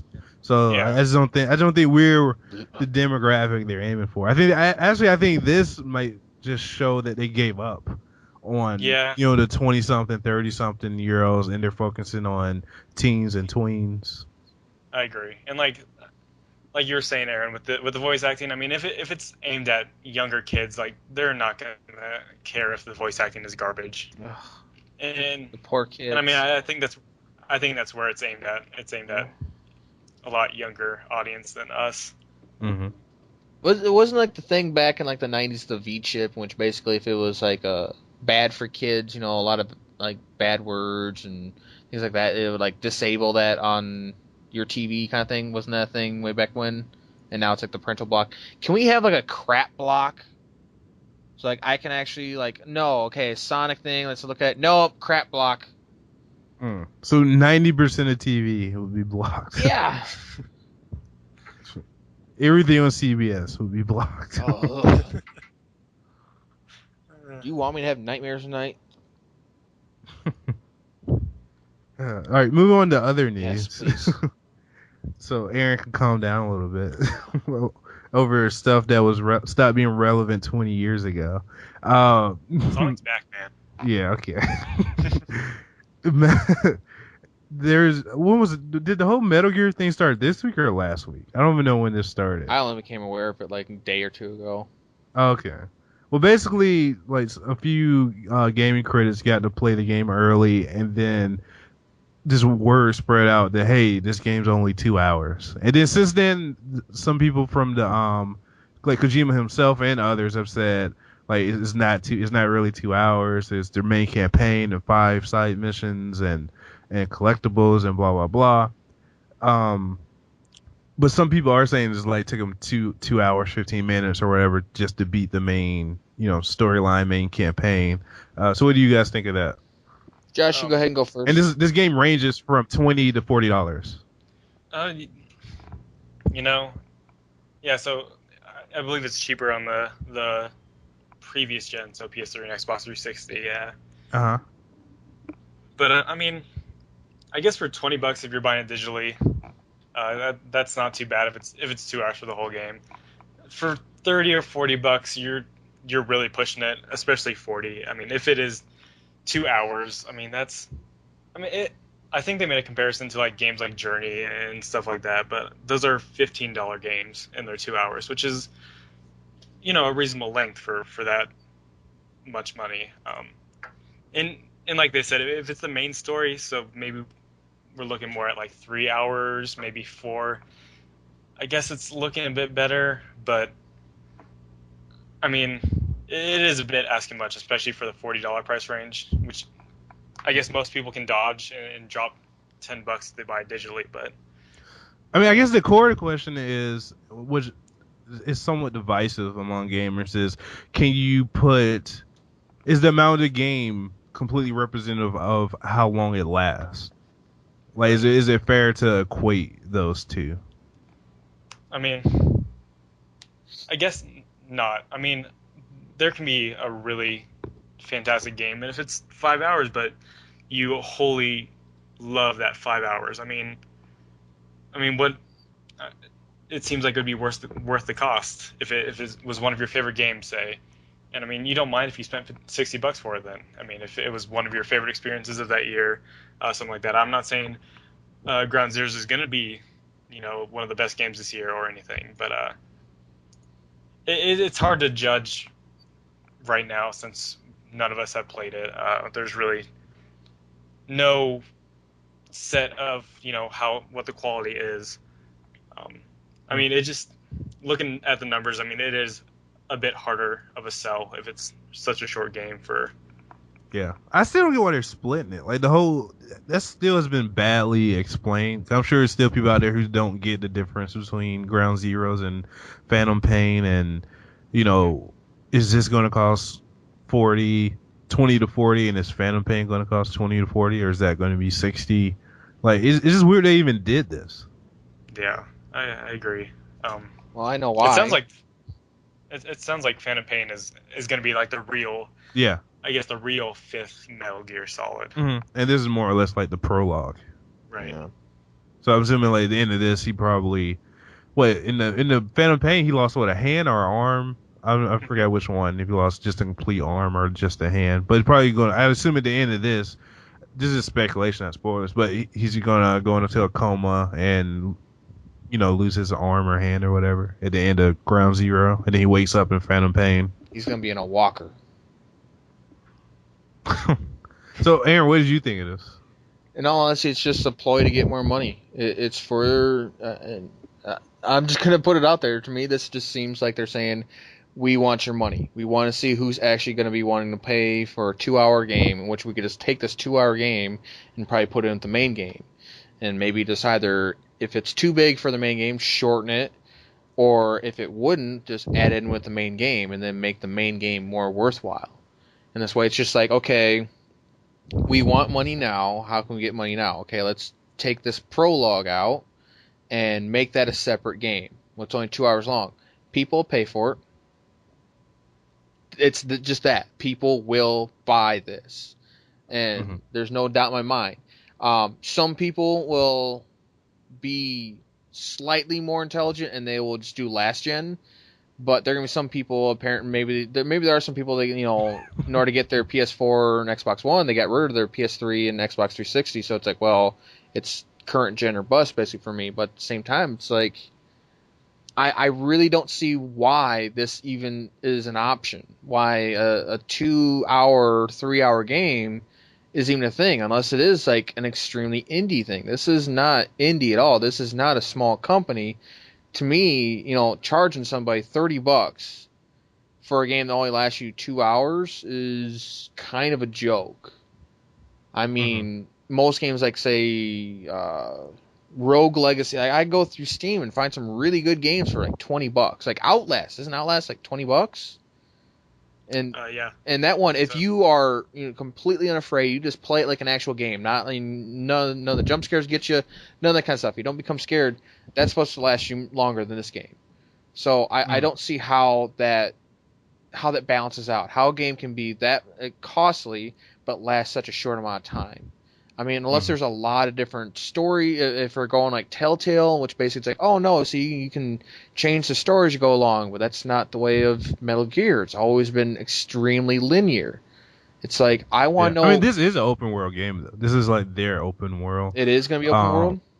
Yeah, I mean, it's not a complete world, but it's an open area game, which sounds weird to say, but it is kind of open world. Is it going to be like open like Metal Gear Solid 3, which basically is just open for the sake of kind of, I don't want to say wasting your time, but filling out the time, kind of being a time filler?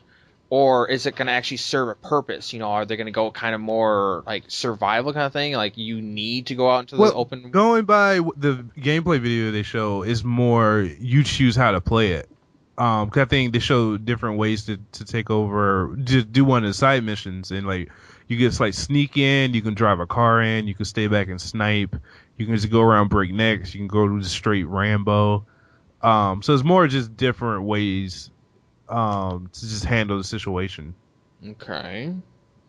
I mean, that and sound I think bad. that was one of Kojima's points, because I think it was a Twitter post or a post from somewhere from Kojima. He was saying this is an open world game. It has a main story, and there are 5 side missions and other stuff. So he said it's well over 2-3 hours. So I don't know. Maybe the person who wrote the original article,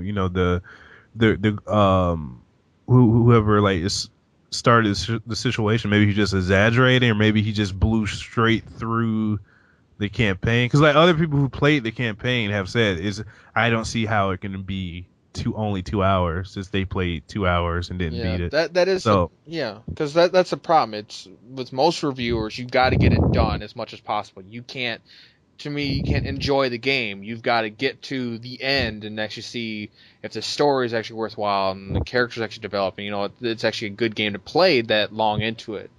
But I mean, even then, hopefully there's at least something you can kind of come back to. I don't want to like burn through a game in 2 hours and then it's like, well, you can start all over or do nothing with it.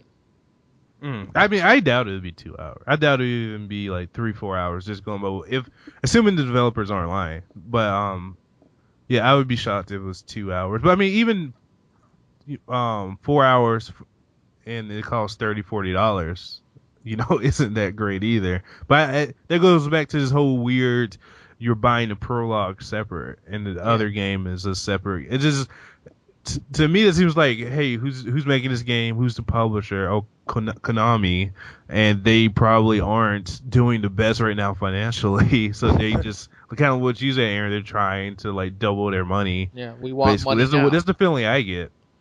Like, when's the release date for this game? Or it comes out March. Half game, so it's pretty much in time for people's tax refunds. Okay. I'm just putting it out there, That's... Is that why Titanfall and Dark Souls 2 and all this is why March is such a big month, because they know what tax return season? When's like the estimated first week of tax returns? Does anybody know? I don't. You're supposed to file it the very last day, like a real American, Aaron. Yes. Yeah. Hell no! I want my money as soon as possible. The end of April. That's when you do your taxes. Well, no, you can do your taxes as soon as you get your paperwork. What I'm saying, when's the first estimated week of getting tax refunds? That's what I'm curious about. I don't know. Let's not go down conspiracy. Right? Well, I'm not conspiracy. No, but I'm just saying. In all honesty, it's just like, that's a known thing. That's just like, okay, this is when people get their tax refunds. Let's put out some games in order to get some money out of them. I don't think that's the case. I get what you're saying, but I think that has more to do with Christmas. I think people blow their wallet so much in December. Well, yeah, but this is like a mini Christmas. You need a break. You need a break between, that January-February buffer between Christmas before someone makes, some more big purchases.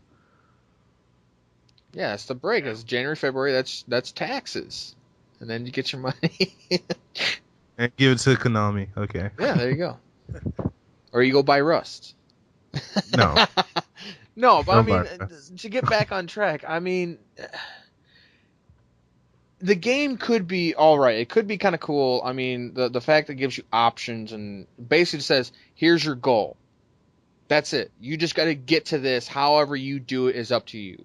And I like that in games like Starbound. They kind of do it like their tutorial, which they just kind of say, do this, make this. Well, how do I make it? I ain't gonna tell you. It's up to you to figure it out. You've got to play the game in order to actually get that goal. We're not gonna hold your hand and walk you through tra la la la la all the way in order to get the goal done. It's here you are in this area. You've got all this stuff ahead of you. Go through this wall and hack the terminal. That's all you gotta do. Or get to the terminal. That's it. It's in this one room. How you get there is up to you. Blow a bunch, get some C4, blow a bunch of holes in the wall, crawling through a roof access point, sneak through, steal a guard's key card, whatever. The world is your oyster. Play around in it. I think the gameplay that you're referring to, Vince, it's just that. It's like you need to come and identify your target and then get out, how you want. You want guns blazing, go ahead. If you want to kind of do it more secretly and call in a chopper to take you out, you can do that too.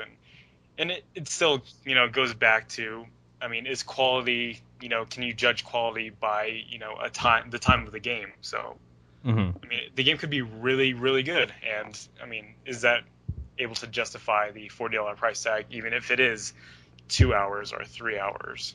Mm-hmm. But then it's almost episodic, since you have to spend another $40 to $60 to beat. And I think no one in their right mind who has current gen and last gen would get it on PS3 or 360 just to avoid spending $10, because it looks like graphically it looks like a really, really good game. And who the hell would want to play it last gen just for $10 there?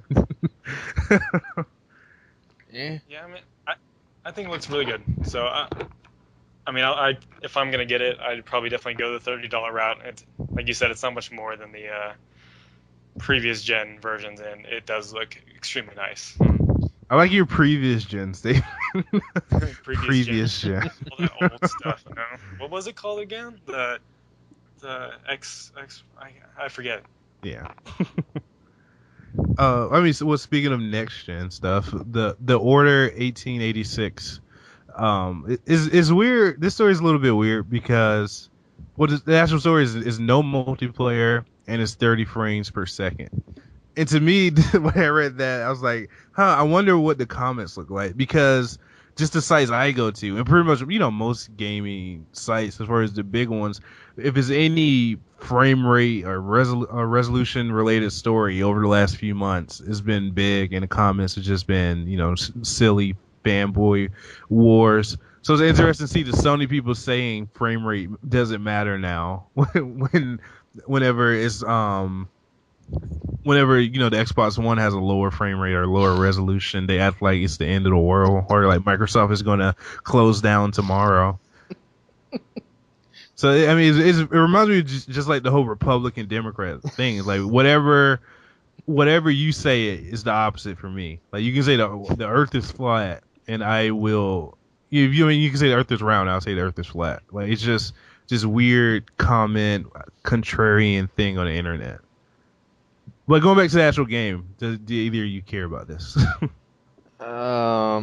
I think it looks like it has interesting potential if it had multiplayer. The fact they're saying no multiplayer, and even the trailer shows 3 people taking out a team of werewolves. That's when he says horde mode right there immediately. So it's kind of like, I don't think it will weaken it, but it left them a really big opportunity. I don't think the game will do horrible, but it had the potential of doing better. I'm going back and forth. It's because I like online games, but at the same time, I'm also very fond of single player only games. But they have to be done well. Mm-hmm. And to go back to length for me, because I'm trying to think of the recent, or even at all, the single player only games I bought, and they're always long. They're always like a Skyrim, a Mass Effect before Mass Effect got multiplayer, a GTA before GTA got multiplayer, stuff like that. Something that takes dozens of hours. And since this is a third person shooter, I can't see it lasting, 24 or 36 hours.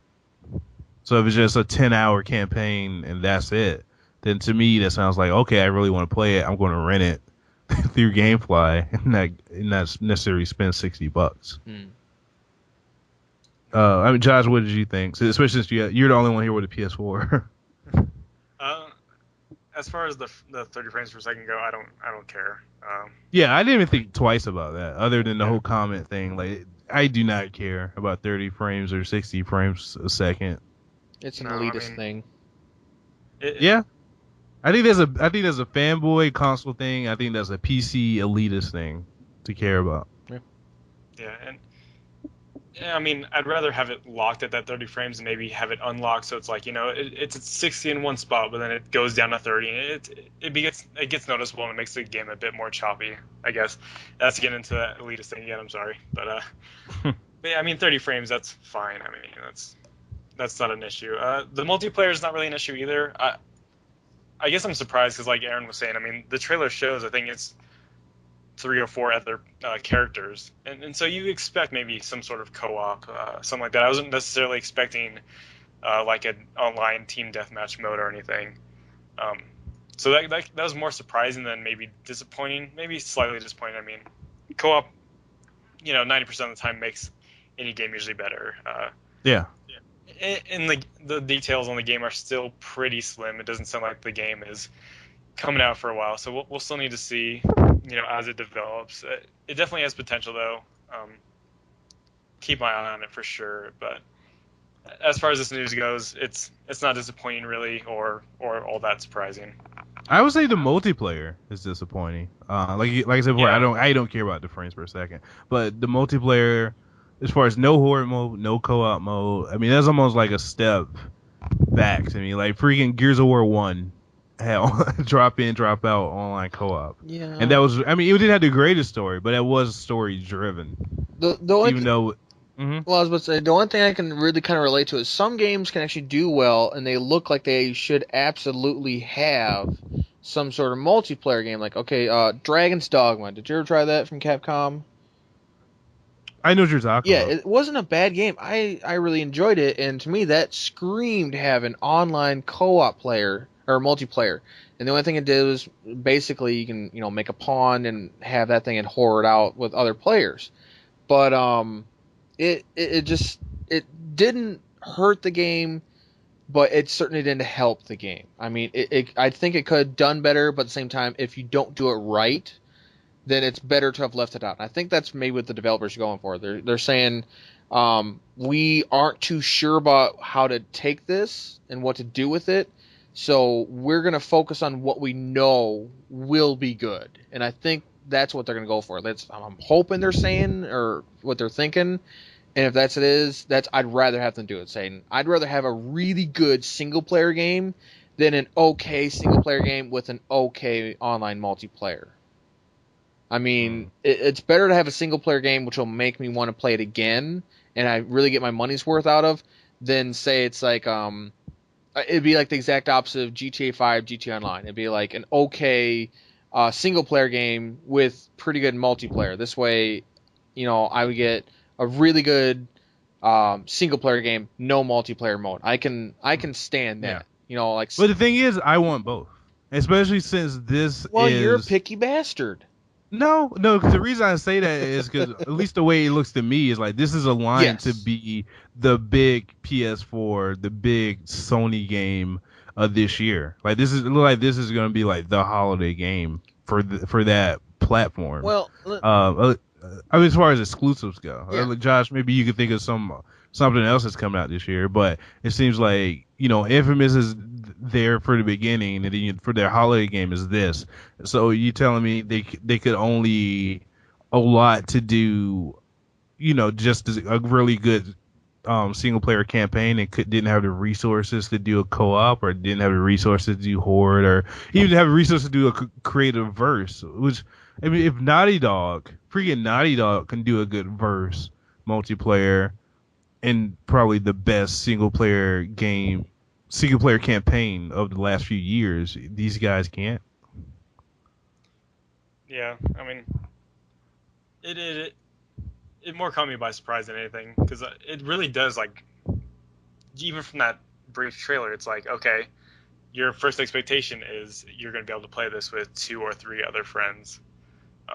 But like again, Aaron was saying, this is a new IP. Maybe they're just trying to get trying to get this world down if they want this IP to go farther. And I guess you can never rule out the chance that they could attach something on later in the game's lifespan, or maybe during development they do change their mind and add in co-op.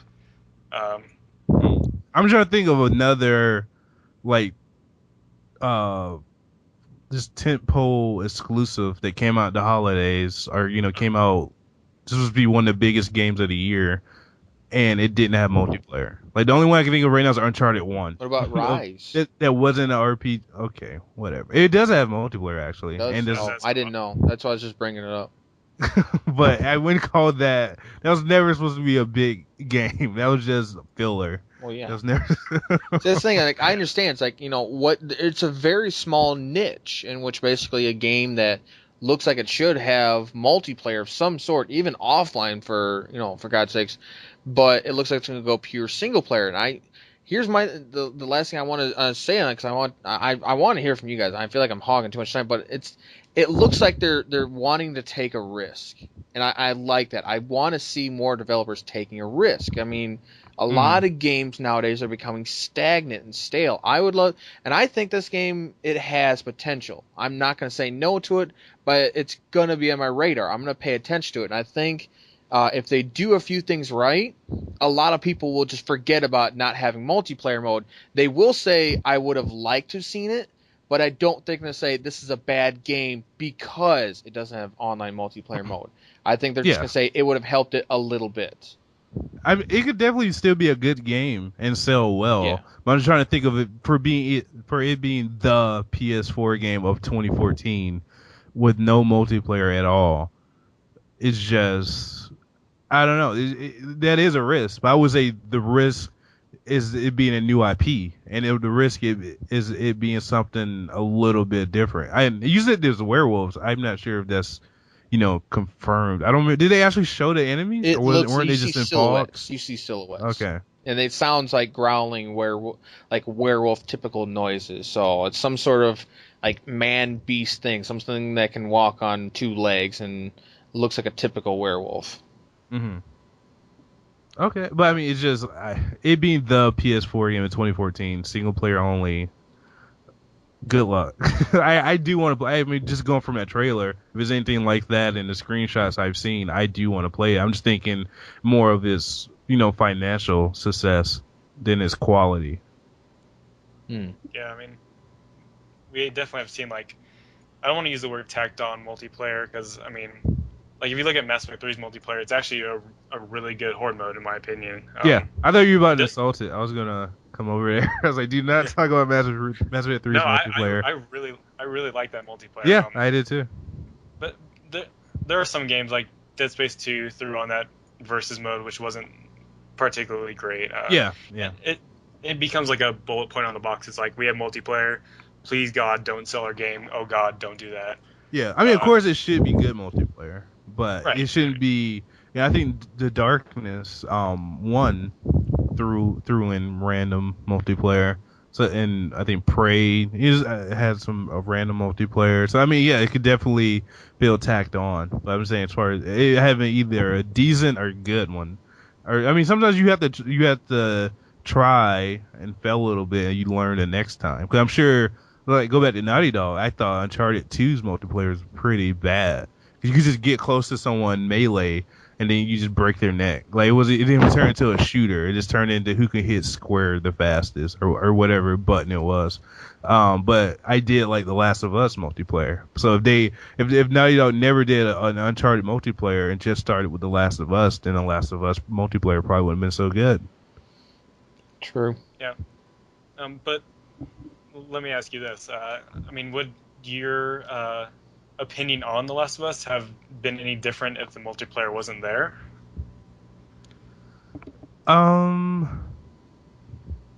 No, but that's because one is Naughty Dog, and this is what Ready at Dawn, I think, and they don't have that pedigree that Naughty Dog that a Rockstar has. And I think mainly that. I think it was a Naughty Dog game, and it had this cool vibe to it. And I'm not much of a steampunk fan, so the Order doesn't have a super cool vibe to me. So I get what you're saying though. Yeah. So I mean, contrary to what you're saying, I do like the vibe of the game. I think it looks really interesting. It looks like a unique world, and I mean, in a world filled with sequels and just constant big franchises, just pumping out sequel year after year. I mean, it, for me, I mean, it's definitely something that I am really interested in. And well, having no horde mode or some kind of multiplayer is slightly a bummer. I'm still really looking forward to what the game turns out to be. Yeah, I mean, I do wish. I don't know. Just steampunk does. It doesn't hurt anything, but it just doesn't do anything for me. Like, especially even those uniforms. It's very. I don't know. I'm not sure if it reminds me of a certain cartoon or a certain anime or what. But it's just like steampunk in London. Those uniforms. It seems like it's been done. Oh, not in the games, but in other mediums, quite a bit. See, that might be the thing though, is since it's not been seen in games, that might be the reason why. They could try and focus this as a very character driven or story focused game, and then just like test the waters. Like, will the gamers like this sort of setting? Mm-hmm. Will they like the characters that look like this, sound like this, act like this, use these kind of weapons, so on and so forth? And I know I've heard of other games using like steampunk weaponry and things like that, but I mean, to this degree, I don't know. I mean, it's still kind of sci-fi, but at the same time, it still seems like it could have happened if the technology was that advanced during those times. So Mm-hmm. Yeah. that could be also a thing. They're saying, okay, here's a concept. What we have. Well, how sure are we it's going to do well? We don't know. So But remember a few weeks ago we were talking about Infamous, and we were saying how both of us was really hoping that it had some type of multiplayer. Even though I think you were more hopeful that it would than me. To me, that's a very long shot. The Infamous will have a multiplayer, but well, I mean, if it does, it goes up a lot well, in my book. to go with that, I mean, the only reason I'm saying that is because to me, Infamous, we've got a couple games in now in single player. I mean, I wouldn't mind see them explore with it. Kind of say we've got this fun game. We should have things down now. Let's kind of branch out. That's what I mean. This is something that could be new in a few different ways, or at least handled in a new way or two, and that's what I'd like to see rather. I mean, with Infamous, yeah, it is by far not a bad franchise at all. It's actually very good, but you can only do single player for so long and kind of get away with it. I mean, at least even God of War, they did some multiplayer and things like that. It's trial and error. I want to see new things, and I don't want to see. I never want to see God of War and always be single player. I've always wanted to see God of War tried at least as multiplayer, even if it turns out to be bad. Hey, at least you gave it a shot. I didn't play it. I actually heard mostly positive Yeah, things. I heard it wasn't like terrible, but I heard it wasn't like absolutely amazing either way. But still, it's like, hey, you tried. If it does well, great. Then you know what to do. Then the franchise can continue. But at the same time, if it does poorly, well, kind of learned your lesson. If you're going to do it again, read the reviews. Find out why people said the multiplayer is absolute crap because insert this negativity. Yeah. It's kind of what Dead Space did. I mean, they took out the multiplayer in 2 and switched it just to co-op, and didn't even bother with the versus stuff again, which was probably a good move. Yeah. I mean, that game still was on there great, but yeah, there was no point in them wasting time on that knockoff, even worse than Left 4 Dead versus multiplayer. And I really dislike Left 4 Dead, and Left 4 Dead was better than that.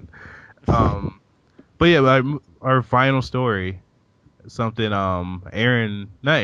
Josh and I will probably be excited for, is the Xbox One update. All right. You can see your battery life now. Yes. You can see the status of our controller, finally. Yeah, I'm assuming if there's only if you have like an Xbox One battery pack, not like just some random double A's in there, or is that both ways? I'm assuming it's gonna be what the 360 was. I haven't had a 360 for a long time, so if it shows the battery life in there, I'm assuming it'll show it for just normal batteries. But I guess we'll have to wait and see. I mean, once that battery icon comes out, then the real next gen starts. I mean, that was annoying. That never really bothered me. What bothered me was the party system. And it's going to be two updates. One is on February 11th, and one is March 4th. And the March 4th one is more focused at getting stuff ready for Titanfall that comes out the following week. And that's also going to put in a new party chat system. And because the party chat system now is pretty weird. 'Cause you have to go to like you have to like start a party, then invite someone to the party, and then manually switch your audio from like game chat to party chat. And it's too many steps. And especially on 360, when you started a party, it would just put you in party chat, and you can choose to go to game chat after that. But for someone who played 360, I probably wouldn't have thought to do that if I hadn't heard about it beforehand. Like, have you been in a party yet? I haven't set up a party yet, so I'm not really sure about the weirdness. I've heard it's been pretty crappy. Yeah, sometimes they can't connect. Like sometimes it's been just like this weird little network stuff. That was annoying, especially that first week or two. But even back then, I was saying like all of this stuff is fixable. It just depends on how quick they fix it. So if the February and March updates do fix it this soon, then that's great. Yeah. And it's smart that they want to fix it before their big AAA title comes out. Yeah, I mean, it seems like such a weird oversight. I mean, like you said, it sounded like it worked perfectly fine on the 360. It maybe sounds like that they were trying to do something fancy with it, and just maybe got distracted on something else by all the 180s that they pulled since they announced the console. Yeah, I mean they went to Windows 8. That's the core problem with the dashboard. Yeah, I mean, the dashboard in my opinion, it's a mess. I'm getting better at using it, and I'm kind of a fan of the voice commands, even though I feel kind of dumb doing it. But I mean, it's the fastest way to get around that interface. I've only plugged in my Connect like once or twice, and that's when my sister did Zumba. But so I don't do voice commands. So, but I don't know. I don't really. I think using Bing is weird. But other than that, I don't. I can find whatever I need to find. It's just a really dumb way to do it. Like I actually want more blades, not just 3 or 4 little rectangles to go to. Yeah, it's that whole like Microsoft initiative of just Windows 8 needs to be on every single product we make to just try and get that thing out. Yeah, they should have put Windows 7 on it. If they're going to put anything on it. Yeah, I want my start menu back. So, Aaron, have you looked at footage of the Xbox One dashboard, or Nope. you're okay? If I don't have it, why even bother? To inform yourself. Inform myself of a console that I don't own. I don't plan on owning for quite a while. Yes. Okay. I know the Wii U stuff looks like, just because we talk about games. Well, yeah. I would never buy a Wii U probably.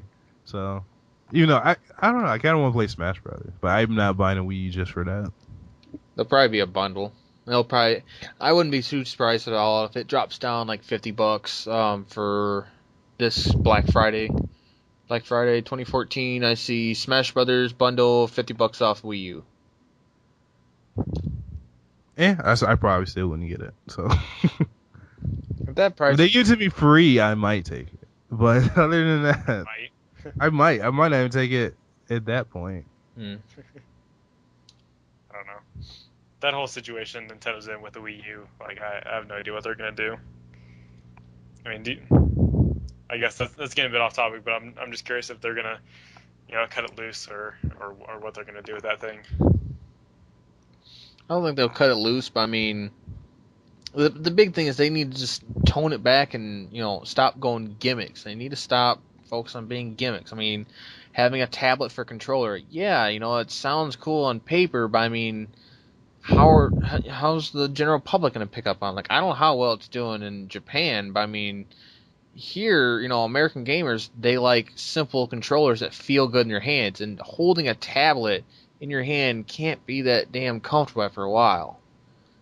So I don't know. I mean, I know some of the games you can play the Wiimote and a nunchuck, but even then, it's again it's the Wiimote and nunchuck, and that's you needed a peripheral to make that actually work as well it should have from day one.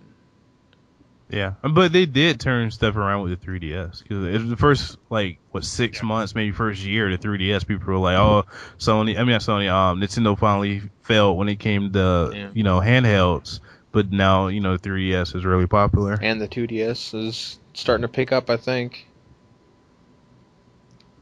I don't see that happening though with the Wii U, especially with the Xbox and PS4. I mean, how fast those things sold, and I don't even know if the PS4 is out in Japan yet. I think that's coming later. I mean, well, wasn't Wii U sales? They went through the roof or something like that. It was like some ongoing joke or something like that. They went crazy on Amazon or something like that. I thought I heard, in which when the Xbox One was announced or something like that, Wii U sales went up by what was it 300% or it went up an immense amount once Xbox One was like, yep, here's the stats.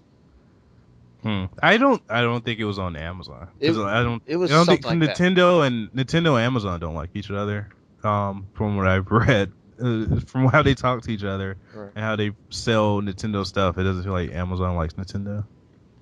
But I remember some joke like that. I saw on Control Alt Delete or Penny Arcade or Dorkly, one of those people, and someone made a cartoon. Basically, it's here's the stats for Xbox One, and then following day, sales for Wii U tripled or something like that.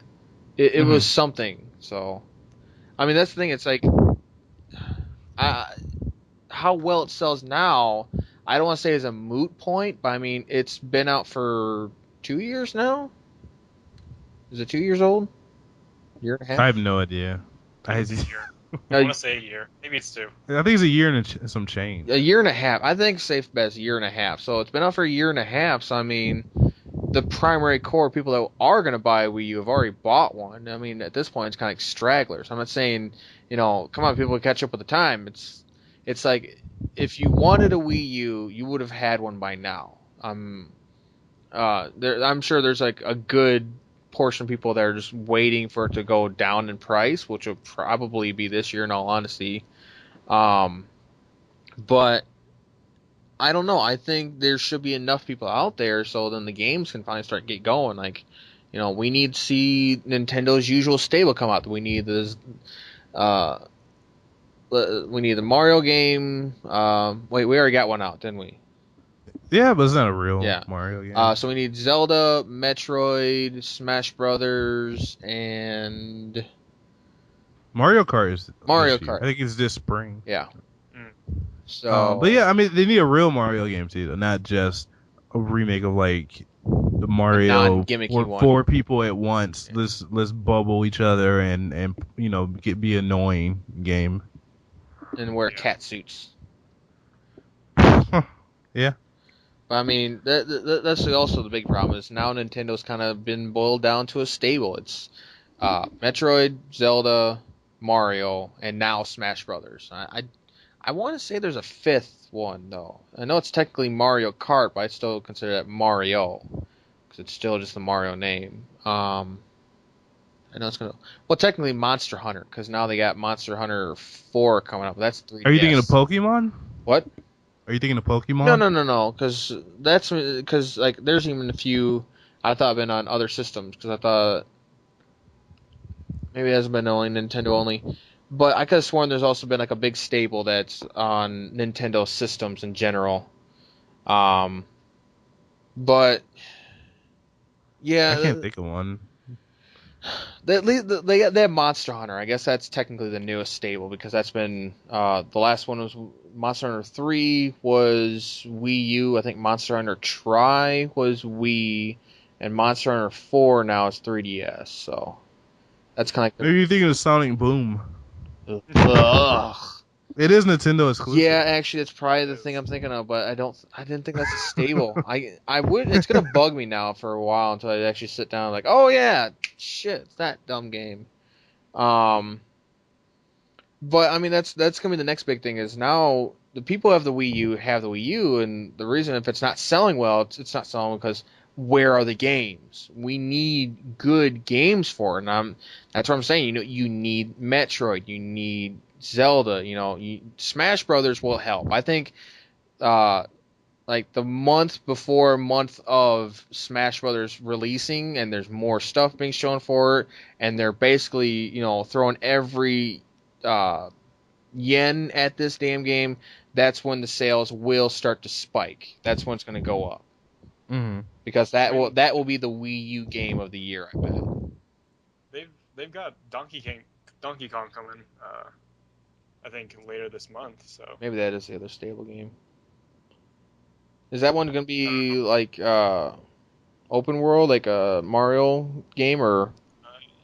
It looks like it's 2D, kind of the throwback style to the SNES and stuff. Okay. I mean, I don't know how big Donkey Kong is anymore. It seems like it's kind of fallen behind compared to like Metroid and all that stuff. But I mean, I'm sure it'll catch some people, and it does look like it'll be a pretty good game. And then they do have Smash Brothers, but eventually they're gonna have that Zelda. I mean, that's probably what they need the most. And That's the problem. I honestly kind of doubt Nintendo's got another system left in them. I think they're kind of going the route of Sega, quick, fast, and in a hurry.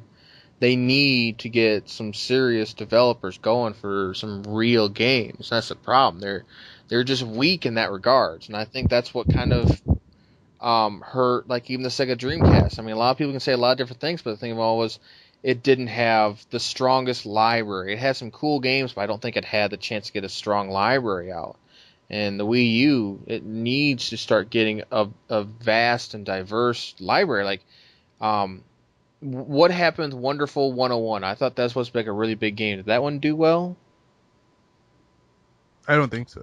Yeah, that one like looked kind of cool and it's supposed to be kind of funny and kind of kitschy, I think is the term, and it's supposed to be kind of neat that way. But I mean, that's one. It seems like a few games a year. That's all the Wii U gets. Everything else is just crap or complete gimmicks that don't work well. And I don't know. It's like the last good console seemed to be like the GameCube. That was it. And even then, that's still kind of a gimmick because that was all mini discs.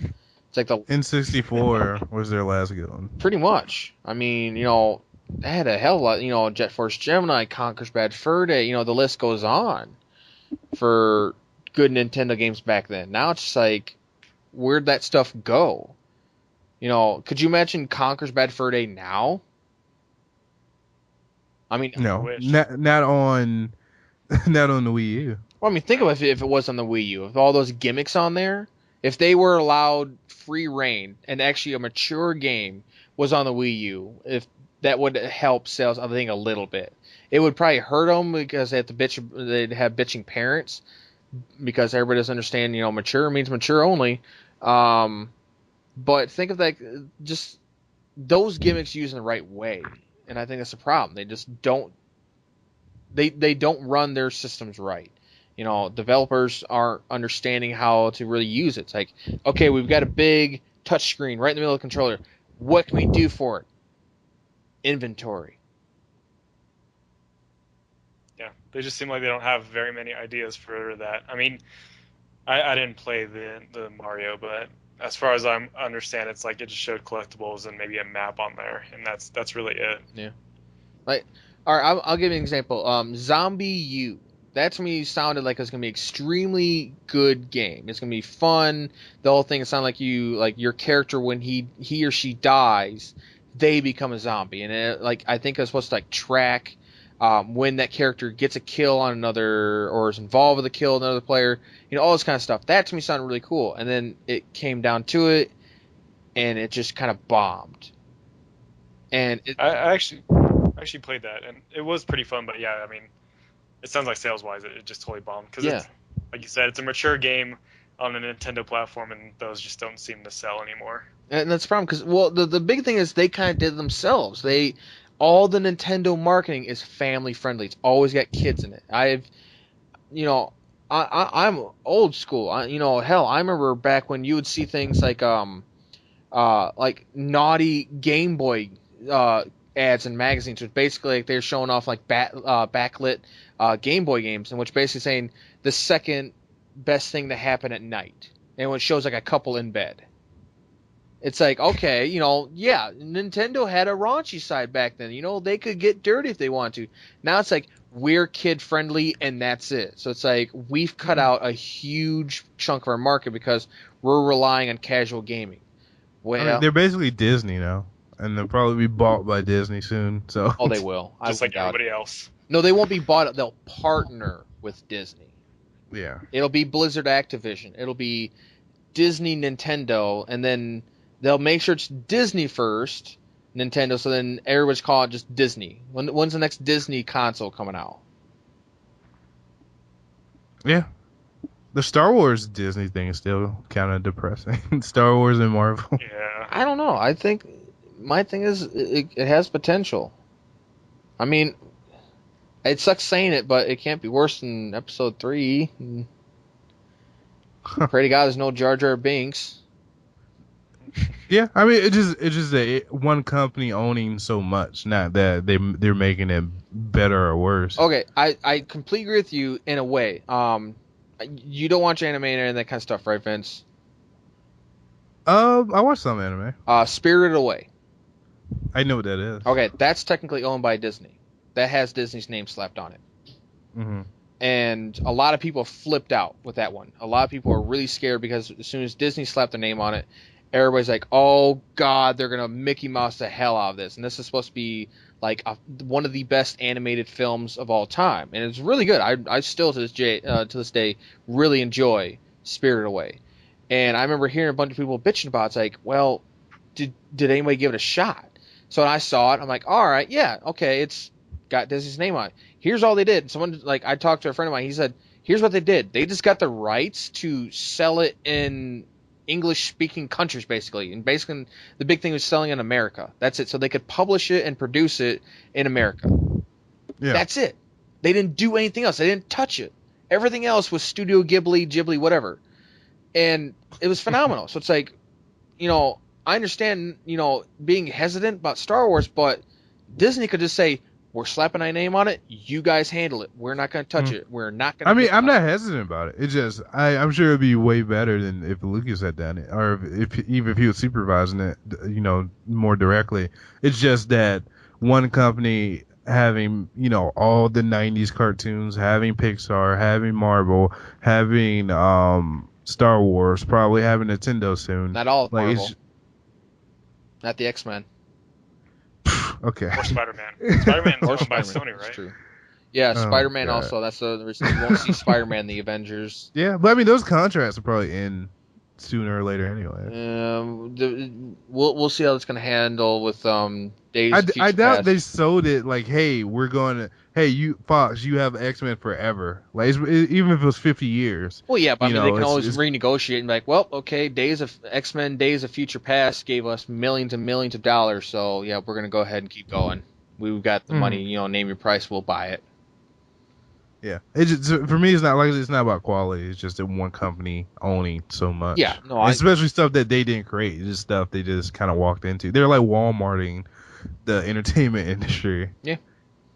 They, like I said, they are like Blizzard Activision, and they are being Activision. And sooner or later, I get the feeling they will just start producing a lot of crap. And it's like, what happened? Well, they kind of Activision themselves. Well, to be fair, what they're creating now isn't that far from crap. You're not going to hear. We already saw one casualty, which was Star Wars 1313, which sounded really interesting, and unfortunately, they kind of cut that out. They, had potential, I think, and just when you have taps playing in the background.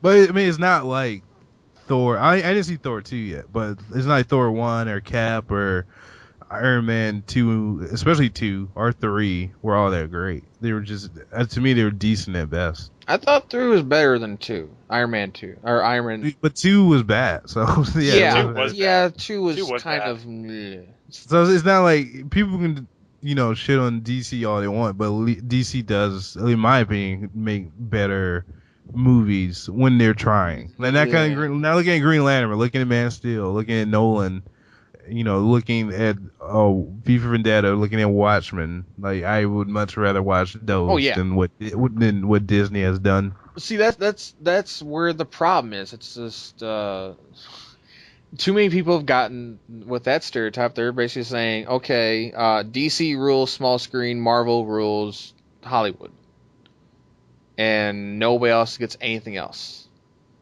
I mean, that's the stigma that we have going on right now. And that's why everybody's freaking out about the Superman Batman movie. Because it's all of a sudden now, oh wait, now we got Wonder Woman, oh we got Martian Manhunter, oh we got this, we got that. It's like, you guys are just making Justice League, so it's not Batman Superman, it's Justice League. Just call it. I don't think they ever said that was like the official title. I think that was always a working title though. Right, but I mean that's the whole thing is that they were gonna edge into that, and then because like it's still being called the Batman Superman movie, but they're gonna involve these people. It's like, I mean, that probably won't be the name of it.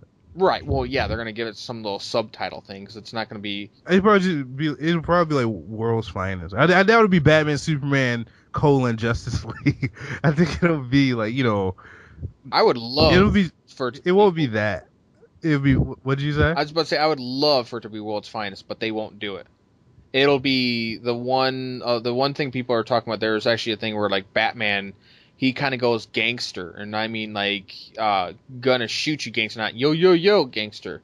And he and Superman actually go toe to toe because Superman's kind of like the last guy left to kind of take on Batman and hopefully talk some reason into him. And that's what's supposed to be is in this case, Superman is the Man of Steel. He stands for hope, all that kind of stuff. And we're supposed to get a brand new Batman. Well, if Batman could be re-envisioned, he could be also thought of as just a guy who got sick and tired of trying to save Gotham, is now just trying to rule it. No, that's not gonna happen. It did in comic books, and a lot of people say. I mean, that's amazing. Comics. There's no way they would do that. It happened.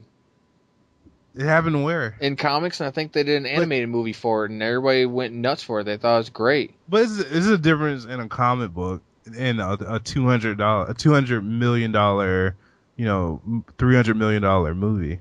How so? One is you're drawing stuff on but paper, I'm saying, and the other is $200 million. There's rarely a good 200 million good reasons why it's different. Well, I'm just saying, like the whole thing is like the reason these, we get the Avengers movies because the comic books, it's all that stuff's already happened before. It's like, oh, who's the big purple guy at the end? He's been around for about a decade or so by now. That's Thanos, the Mad Titan, da-da-da. So yeah, but they chose the classic Avengers story. They tweaked a little bit since Ant-Man and Wasp weren't there. But, they overall chose the classic Avengers story. They didn't choose like some offshoot where the Hulk was a meth head and where Captain America is still frozen and Hawkeye is the cool one. Like no, they didn't choose some crazy offshoot. They chose the classic one, the main one. Yeah. Yeah, because if no one wants to see a meth head Hulk and a Cap still frozen and all this other stuff, like they want to see the classic mainstream one. Yeah, if you, the comic book geeks out there, and there's actually the animated film out there, will get it. Flashpoint, where basically that one, Bruce Wayne is dead. He got murdered as a kid, and his mom went fucking nuts, and she became the Joker, and his dad, David? No, what the fuck's his name? Anyways, Bruce Wayne's dad is Batman. And like Superman, he didn't land outside the Clark or outside the Kent farm. He landed like right in the middle of Metropolis, and they've kept him underground ever since. And he never has seen the light of day, and he looks like starved. And the whole thing, I'm familiar with the story. I mean, that is cool, but they're not going with that. There's no way they would do that. I'm saying they went with that, and people love it. So it's like if the public, as far as what they're going to hopefully cater to and find out what does well, if they say this does well, then they're probably going to give it a shot. Well, they say Batman becoming a gangster did well, they could do that as well and say, hey, let's give it a shot. This is very cool, very upbeat.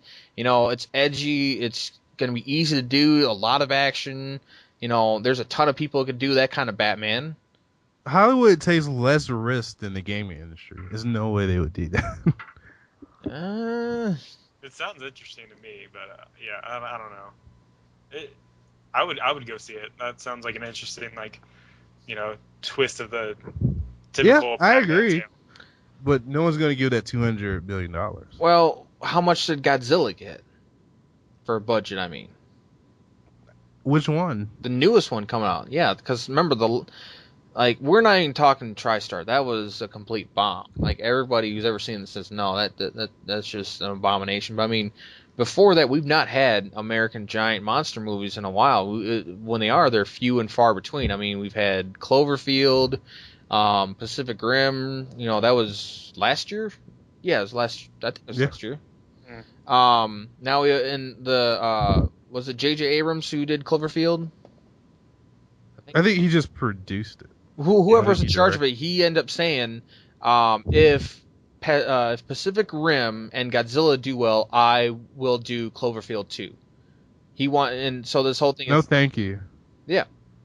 So, like, that... Hollywood whoever said that, whoever's the director, we don't need that. You can just stay home. Well, no, I'm just saying, though, like, you say Hollywood doesn't take risks, but, I mean, giant American monster movies... Isn't that proof they don't take risks? As he says, these two movies have to do well for me to make my movie. I thought Cloverfield did well. I thought, didn't? No, I'm saying though. He's saying if these two movies do well, I'll do my movie in the same genre. That's proof that they don't want to take risks. Well, he doesn't want to do the whole thing, so it's like it's just him. Because if he does Cloverfield 2, it's like, well, what are you gonna do? Because he wants to see what does well. He's doing it the smart way. Okay, Pacific Rim. Don't throw a million different characters at us that are either stereotypical or going to be complete bullshit and forgettable. It's all about the action. Okay, so I got to remember that. It's all about the action. Godzilla, it's going to be a weird cast, but hopefully a lot of, giant monster versus giant monster action and a lot of people dying and really... I get what you're saying, but it's counter to your point. How so, though? I mean, it's literally the man going, okay, let's find out what works, so then maybe we can bring this genre back. Because that's the opposite of safe. That's why.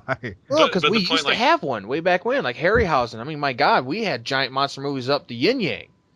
I mean, they practically dominated Hollywood way back when, and then just stopped. It's not like they just stopped taking a risk. It just all of a sudden they went a different route. Now it's like, okay, well, let's see what we can go with this.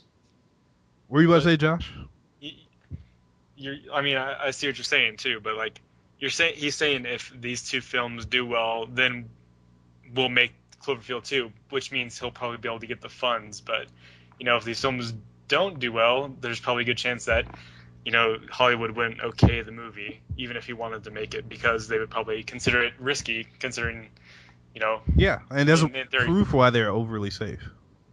I would say overly safe. I mean, it's the same thing as saying, okay, they're bringing remote-controlled cars back. Let's say we've not made them in 10 years, and all of a sudden someone says, well, I'm making a remote-controlled car, and it's also like laser tag kind of stuff.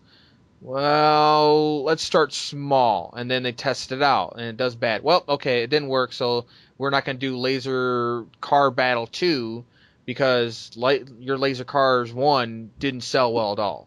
So what the hell are you talking about here? I'm saying you got to understand from a market standpoint. The hell are you talking about? You're talking about they're not taking risks. The whole thing is not taking risk and being risky. It's the fact of the matter is they understand what people are like, and a lot of people are. I'm sorry if this is going to offend people.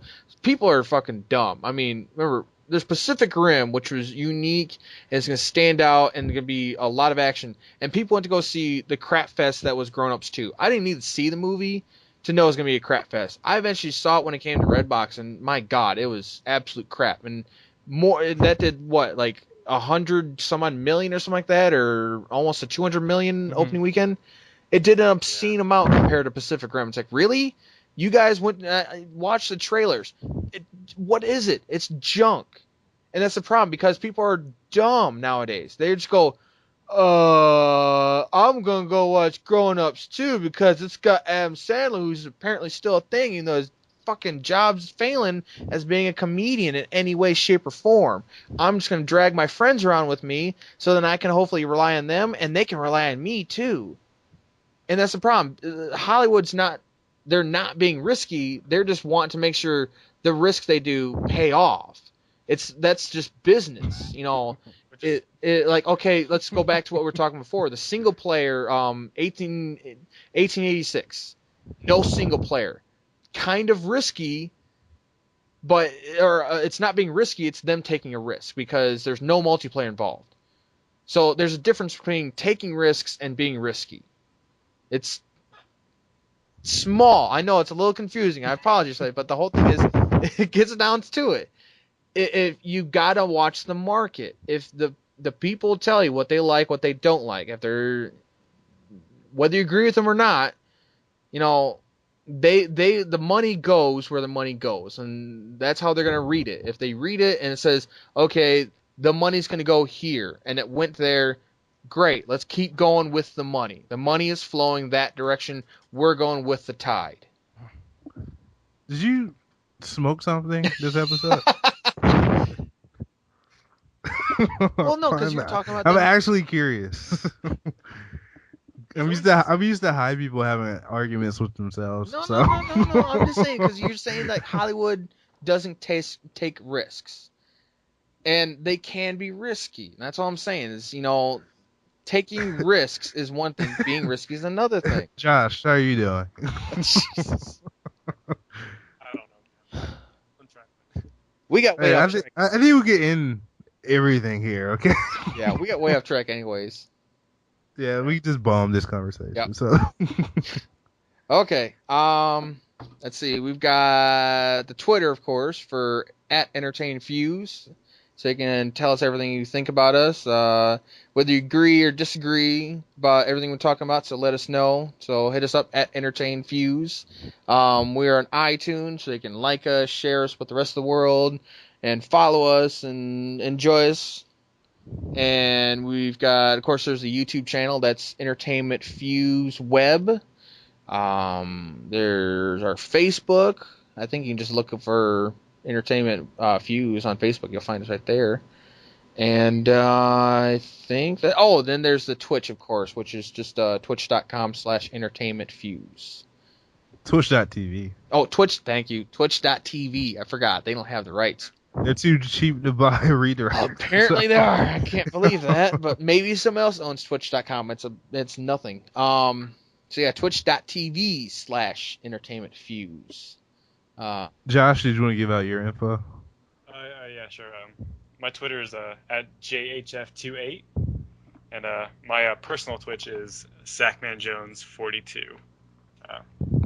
So if you guys are interested in that, I do quite a bit of streaming. I mean, it's so easy to do. Like, just why not?